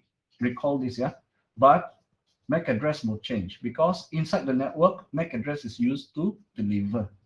So that's why here it says if it match, it encapsulates the packet in a new frame for travel between here, right? The transport occurs in the LAN, transport occurs in layer 2, which means the MAC address of this interface will be the destination MAC address, right? So always remember, when we are delivering within LANs, we are looking at we are using the MAC address as source and destination addresses.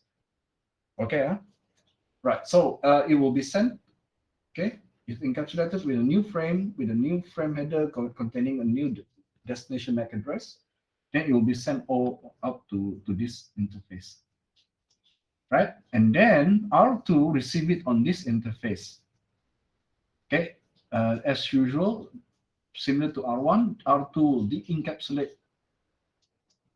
and process it just like what R1 did. So basically what it means is it will also check through its routing table to find a match, right? So if it is configured correctly, it will find a match to this this one, the address, and it should be exit interface should be this if you're using exit interface, or the next hop address will be that if you're using next hop IP address. Okay, when it matched, of course, if it doesn't match, default static route, and then all drop. But we assume that it matched. It matched, then it will be forwarded to here R3. Okay, and the same process repeats itself. When we reach at R3, R3 will also do the same thing as R2 and R1. It will de-encapsulate. It will retrieve. It will extract the network address from the destination IP address, and we try to match its routing table, right? So if it's configured correctly, if it's okay, there's a sound just now. Anyway, if it's configured correctly, then it should it should be under. It should be under directly connected network. When it's reached R3, the network, the destination network is directly connected.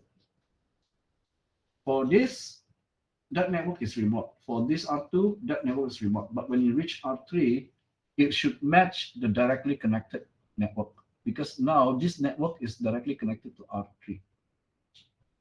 Right? So again, delivery inside a LAN uses MAC address.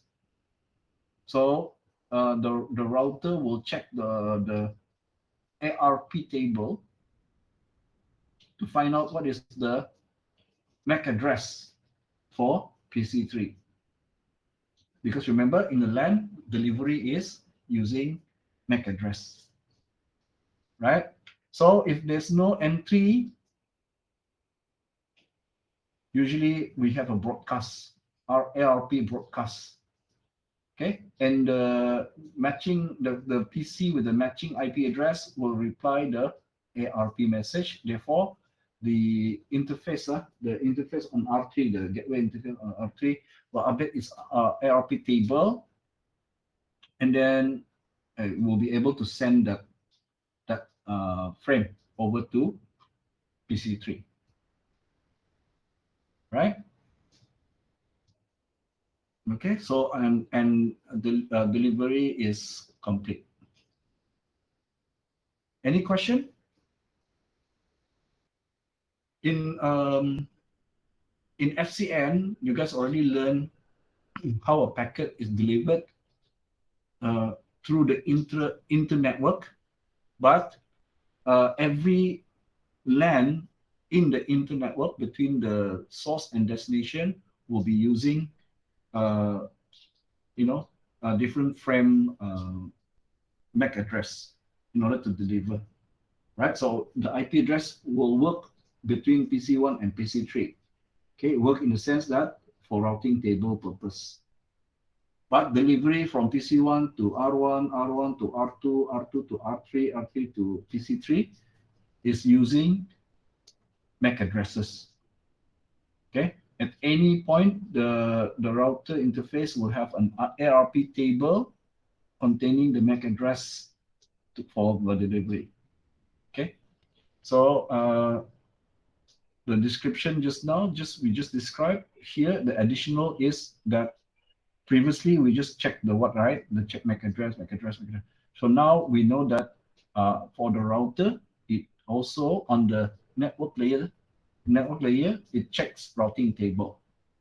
Okay. So what we describe is we describe the delivery of packet from PC1 to PC3. Okay. Any question? The router also store the ARP table. Yes, the ARP table is linked to the interface. Oh, okay. Yeah, the interface, then because it will know to deliver to the next interface MAC address, it needs to know for her at R2, it needs to know because it's going to replace the frame. That means the frame header will change because the old frame header between R1 and R2 contain the MAC address of R2, this interface MAC address as destination. But when you switch over to this interface for delivery to the next interface, then the frame MAC address destination must be the MAC address of this interface. And then when you reach here, the MAC address destination should be the MAC address of this NIC, right? So and so on if you have many PC. So that means the ARP table must have the information, and it must be linked to this particular, because the ARP table for this will have the MAC address for this one, and the ARP table here at this interface will have the MAC address of all the hosts inside this LAN. Okay, at layer 2. No. Okay. Yeah. Any other question before we proceed? No. No, okay. All right. So the next section is basically we're going to talk about troubleshooting already. Troubleshooting means sometimes the question that comes up in the not only relevant for your packet tracer when you're doing configuration problem, but also relevant for some of the test question or exam question where they can ask you question like in CN. Okay, so what's wrong with this? With this commands because it doesn't work. So troubleshooting also means you know exactly what command to use to configure. And not only that, for packet tracer itself or the real hardware, you need to know what command to type. Right. So network changes. Network can fail for a variety of reasons. Okay, an interface can fail. Interface failing could be hardware, could be unplugged. Okay, basically the cable unplugged from the interface, so interface fail, or the service provider somehow has a dropout, connection disconnected, right? For whatever reason, the ISP got hardware or software problem, so at their side the connection drops. Okay, or link can become oversaturated. This one means oversaturated means congestion is so bad that traffic becomes standstill or really badly congested, right? So network fail also. Or finally, it's a mistake by the administrator lah, intending to enter a certain configuration but maybe mistyping or entering a wrong configuration. Right, so that's where the network administrator need to find out why the network failed. Okay, so it's like a detective work, as you guys know from CN. It's like you are like a detective. You have all the you're basically like CSI going to all the the reasons that you think by collecting evidence, right? Once you by looking at the configuration details, basically you can narrow down the problem.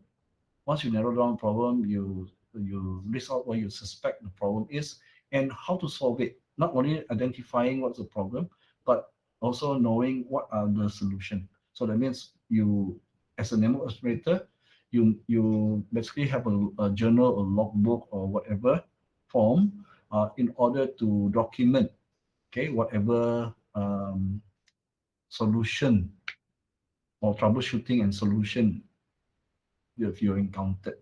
That's for future. It's actually very good to have a documentation for this kind of things, right? So later on, you can basically store all this information into like a knowledge base. So you don't have to, hopefully, someone else face the same problem. They just look at the knowledge base and they, oh, okay, maybe it's this, right? In real world, in real world practice, right? But you to develop the skills to basically do troubleshooting, right? Is to know what commands to type out in order to get the information to narrow down the problem. Okay, to pinpoint means to eliminate other possibilities until you get to the possibilities under that is most likely, right? And then finding solution for that. Right? So you need to know what are the commands. The tools here just say that what are the commands that you can type to extract the information. You need the information to eliminate certain things and to narrow down your search for the problem. So common troubleshooting commands, I think you all know already to use ping. Ping is just to establish connectivity. So if you want to know, oh, can I reach that particular host? Can I reach that particular interface? Then you ping. Normally it partners with an IP address. In order for you to know how to ping, you must know what is the IP address to ping to. And depending on the return result, whether it's fail or not fail, then you know is there connectivity or not, right? Then the next tool is traceroute. Traceroute, basically you want to see how many hops. Obviously, traceroute is very, very valuable for unseen network. The thing is, you know your network, but if your messages or packets go beyond your network, then you don't know how many hops. This traceroute basically tells you how many hops between the source and destination, right? And it tells you, okay, oh, there is this hop, this hop, this hop, and for every hop, it can even tell you the latency. Okay, if there's any where is the slow part of your network, or you can reach until which hop, until then that hop cannot proceed further, right? Okay, then the next one, show IP route display. This one executed ping and traceroute you can execute also on the host and also on your device, your router. But show IP route is only in the router you can execute, because this one show routing table. So makes sense, the routing table only available in a router. So you issue this command inside the router so that you can see the routing table. Why do you want to see the routing table? You want to see whether the destination network that you want to send your packet to, or you send a message to, actually exists in the routing table. If it doesn't exist in the routing table, then that means could be the reason why your router is not forwarding your message. Okay, show IP interface brief tells you, and this one you can specify on each router. Shows you the IP address, and it's very important for default routes. It is because if you specify the next hop address, IP address, if you mistype, then that could be the reason. If you mistype the next hop IP address, so how do you know what is the interface IP address? Okay, then you go into the router and type show IP interface brief. You can see the IP address. Right, and then show Cdp neighbors is relevant when you're not sure what router is beside your router, and it's in the real life. On the topology packet tracer, you can see, oh, router 2 is beside router 1. That's fine, right? But what if in the real life you don't have a topology to help you? Then you can find out what are the neighbor routers by using this show Cdp neighbors. So it says show display as list of directly connected Cisco devices, right? And it can also be used to validate both layer 1 and layer 2 connectivity. Okay, right? Any question here? These commands? No. No, right. So let's move forward. Solving connectivity problem. So here is just an example, right? So connectivity, you try to send a message from PC1 to PC3 and it fails. That means connectivity from PC1 to PC3 fails. So there can be any number of reasons why it fails, right? The trick is, how do you find out what is that? Okay, and try to be as quick as possible, right? So before you start checking, oh, maybe gateway, maybe what, you eliminate first. You try to pinpoint where is the failure along the route.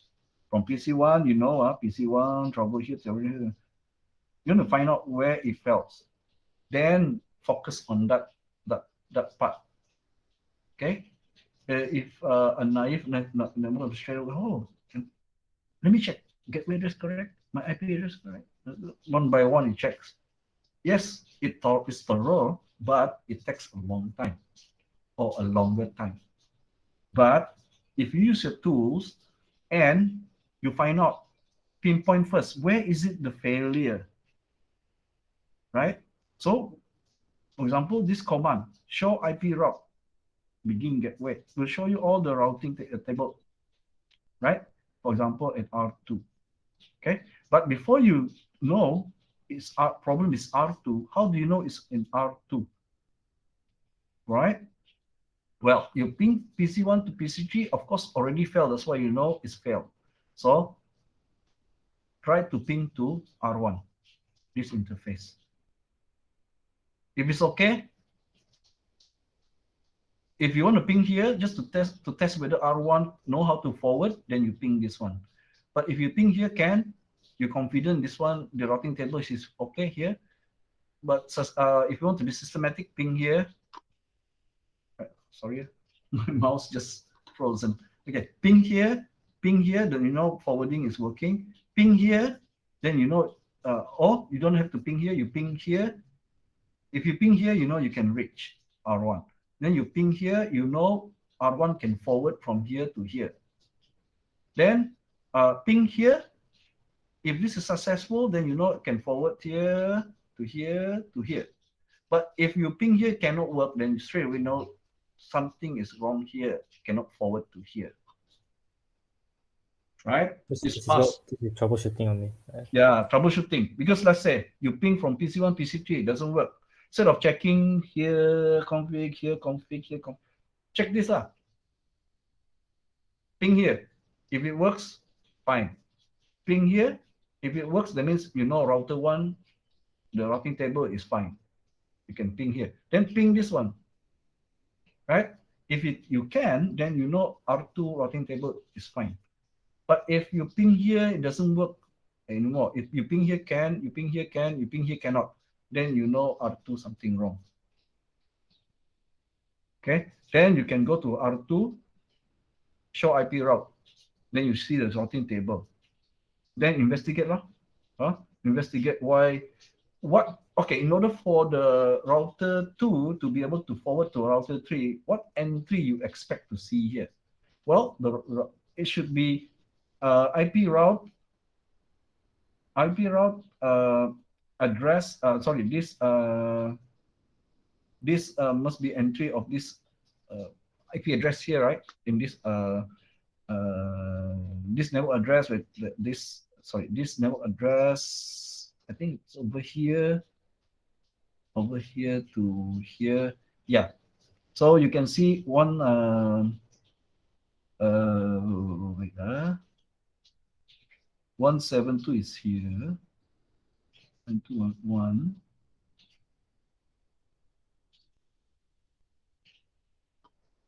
This one is not. If you cannot ping here, it means you have to check here. Or here, the example here is that if you ping here to here is failed already. That means something, some things here, extended pings from R1 G00 to PC3 fails. Pings from R1 to R2 successful. Pings from R1 to R3 successful. Successful. So what's the problem? Okay, so it can ping here, can ping here, can ping here, can ping here, right? Can ping from here to here, can ping from here to here. So, okay, but from here to here doesn't work. From here to here works, from here to here works. Is it standard pings from R1 interface to PC3 fail? PC1 to PC3 fail. From here to here fail. And then from here to R2 successful. From here to R3 successful. Oh, that means the entry for this network lah got problem. Kan? So, but here is this one is already 30, and this one is already fixed. Hey, hang on. 172.1 dot here is dot one. Sorry, this one already fixed lah. Right? This one is via 192.168, 192.168, 172. 172.16.3. Where is 172.3.0? 20.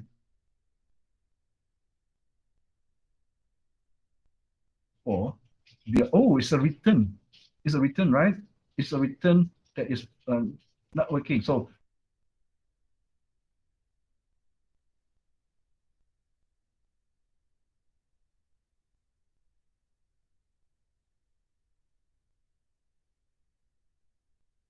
if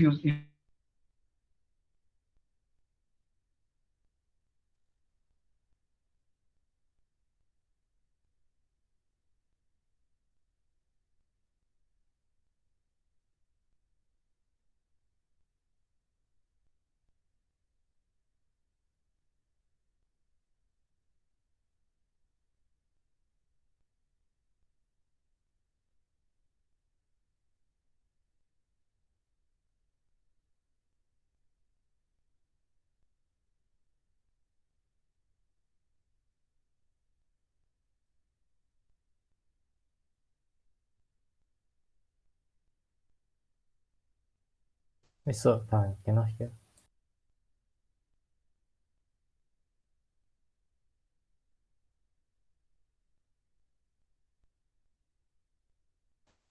Also, we cannot hear your voice.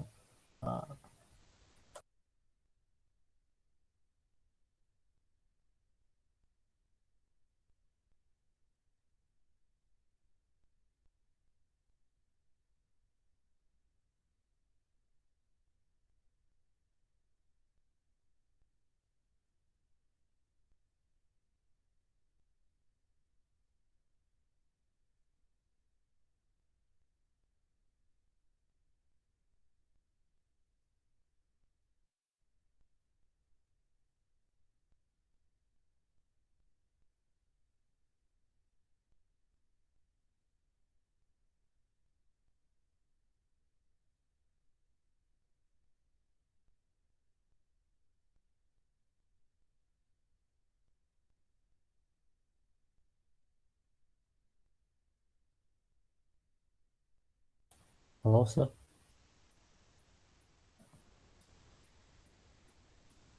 We cannot hear your voice.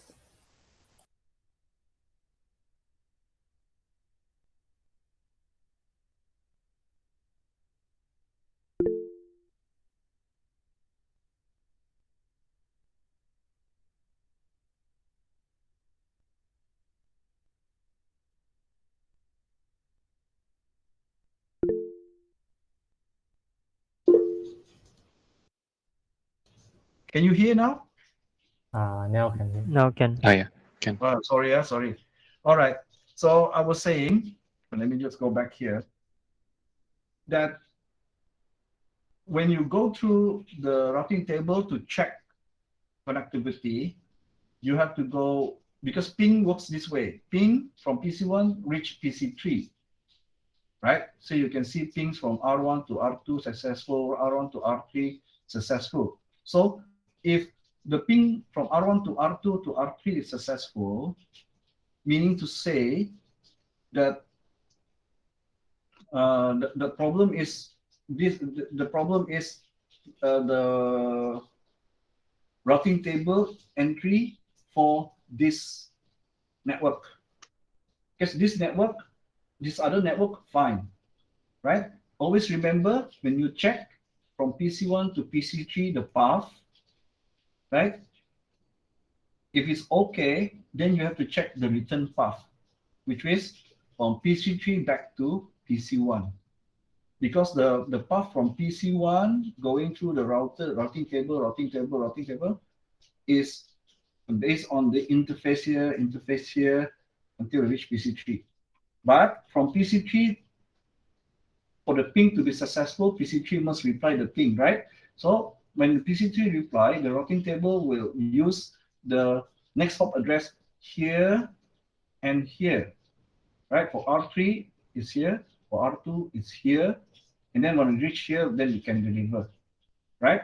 So when we check from R2 to remote network 172.168.16.30, which is this one, 172.16.30, from R2, return ping should be this one, right?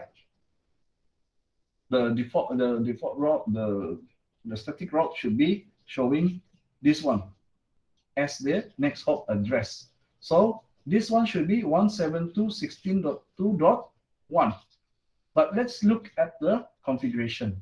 The configuration in R2 is showing, instead of that, is showing 192.168.1.1. Actually, the opposite is going back here.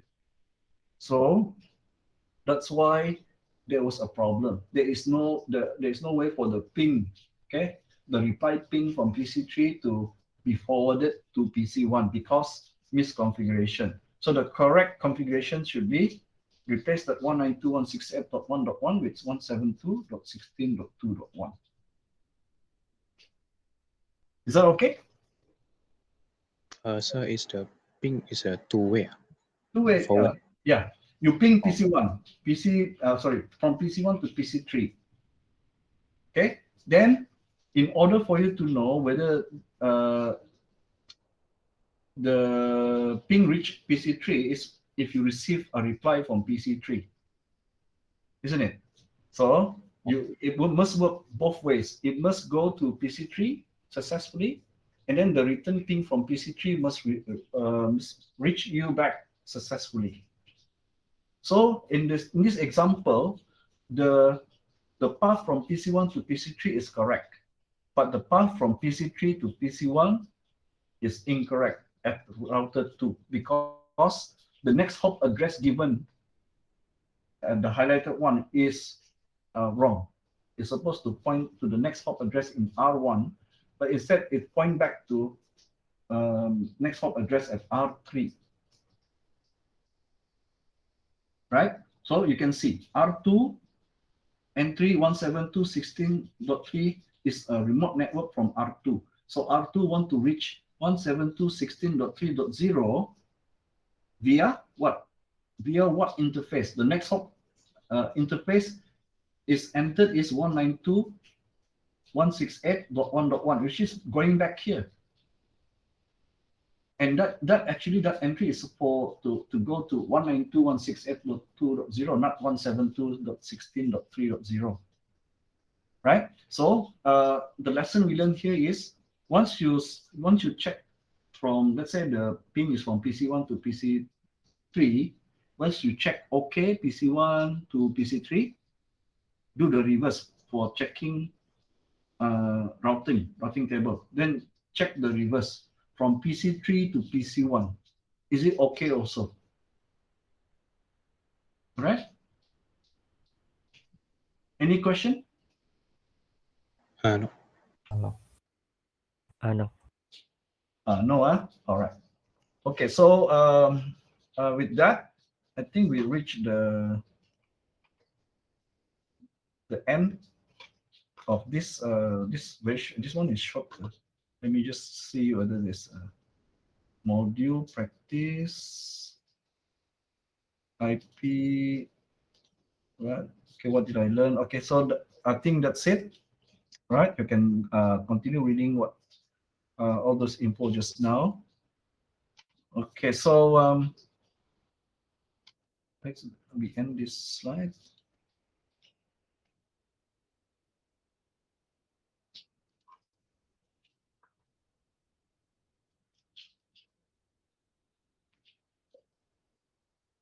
Right, so I'm gonna stop the recording first.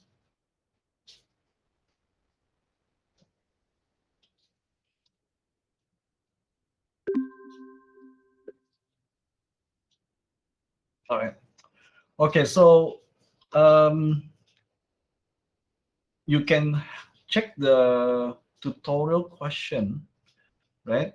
In our Google Classroom. All right, so I need you to go through back what we learned today and try to attempt the tutorial. You have until next week lah, to work on the answer, right?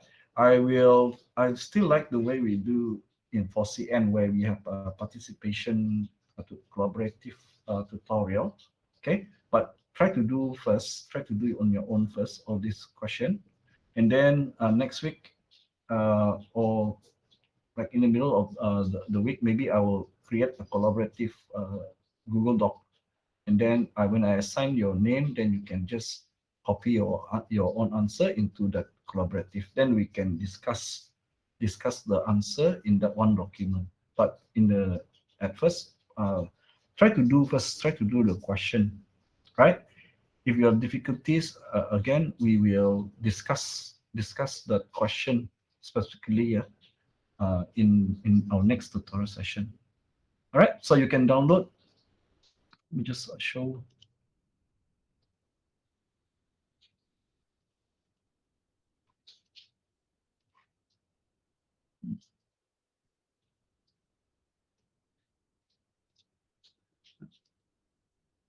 All right. So just you type it into your own Google Doc or Word, and then later when I share the collaborative one, depending on which question you are assigned, then you can just copy paste your answer, right?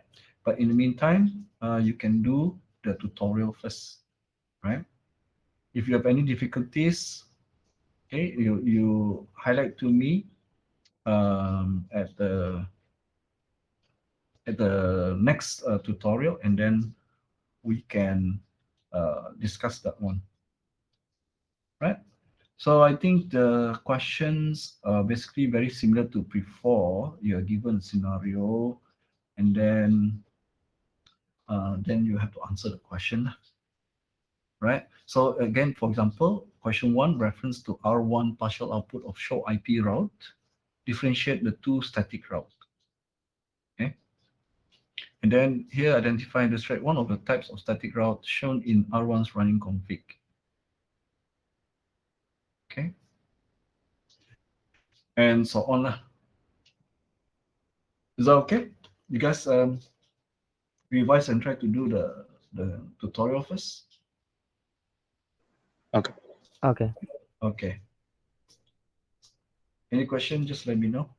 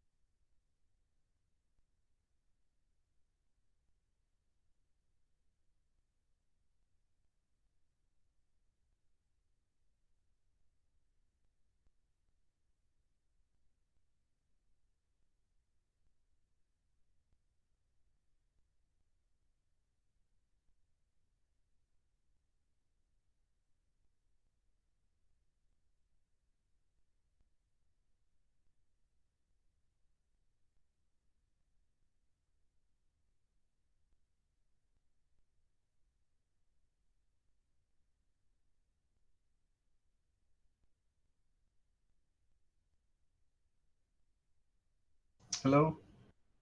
Oh. You guys hear me? Right, 4 o'clock already. So I believe, time is up already, Ken? Yeah. yeah. Tomorrow, Yeah. tomorrow got class also. Yeah. Tomorrow, got class. Okay. Okay, so we can dismiss already. Thank you. Okay. Thank you, everyone. Okay. Thank you, sir. Continue. Okay, thank you, sir. Okay.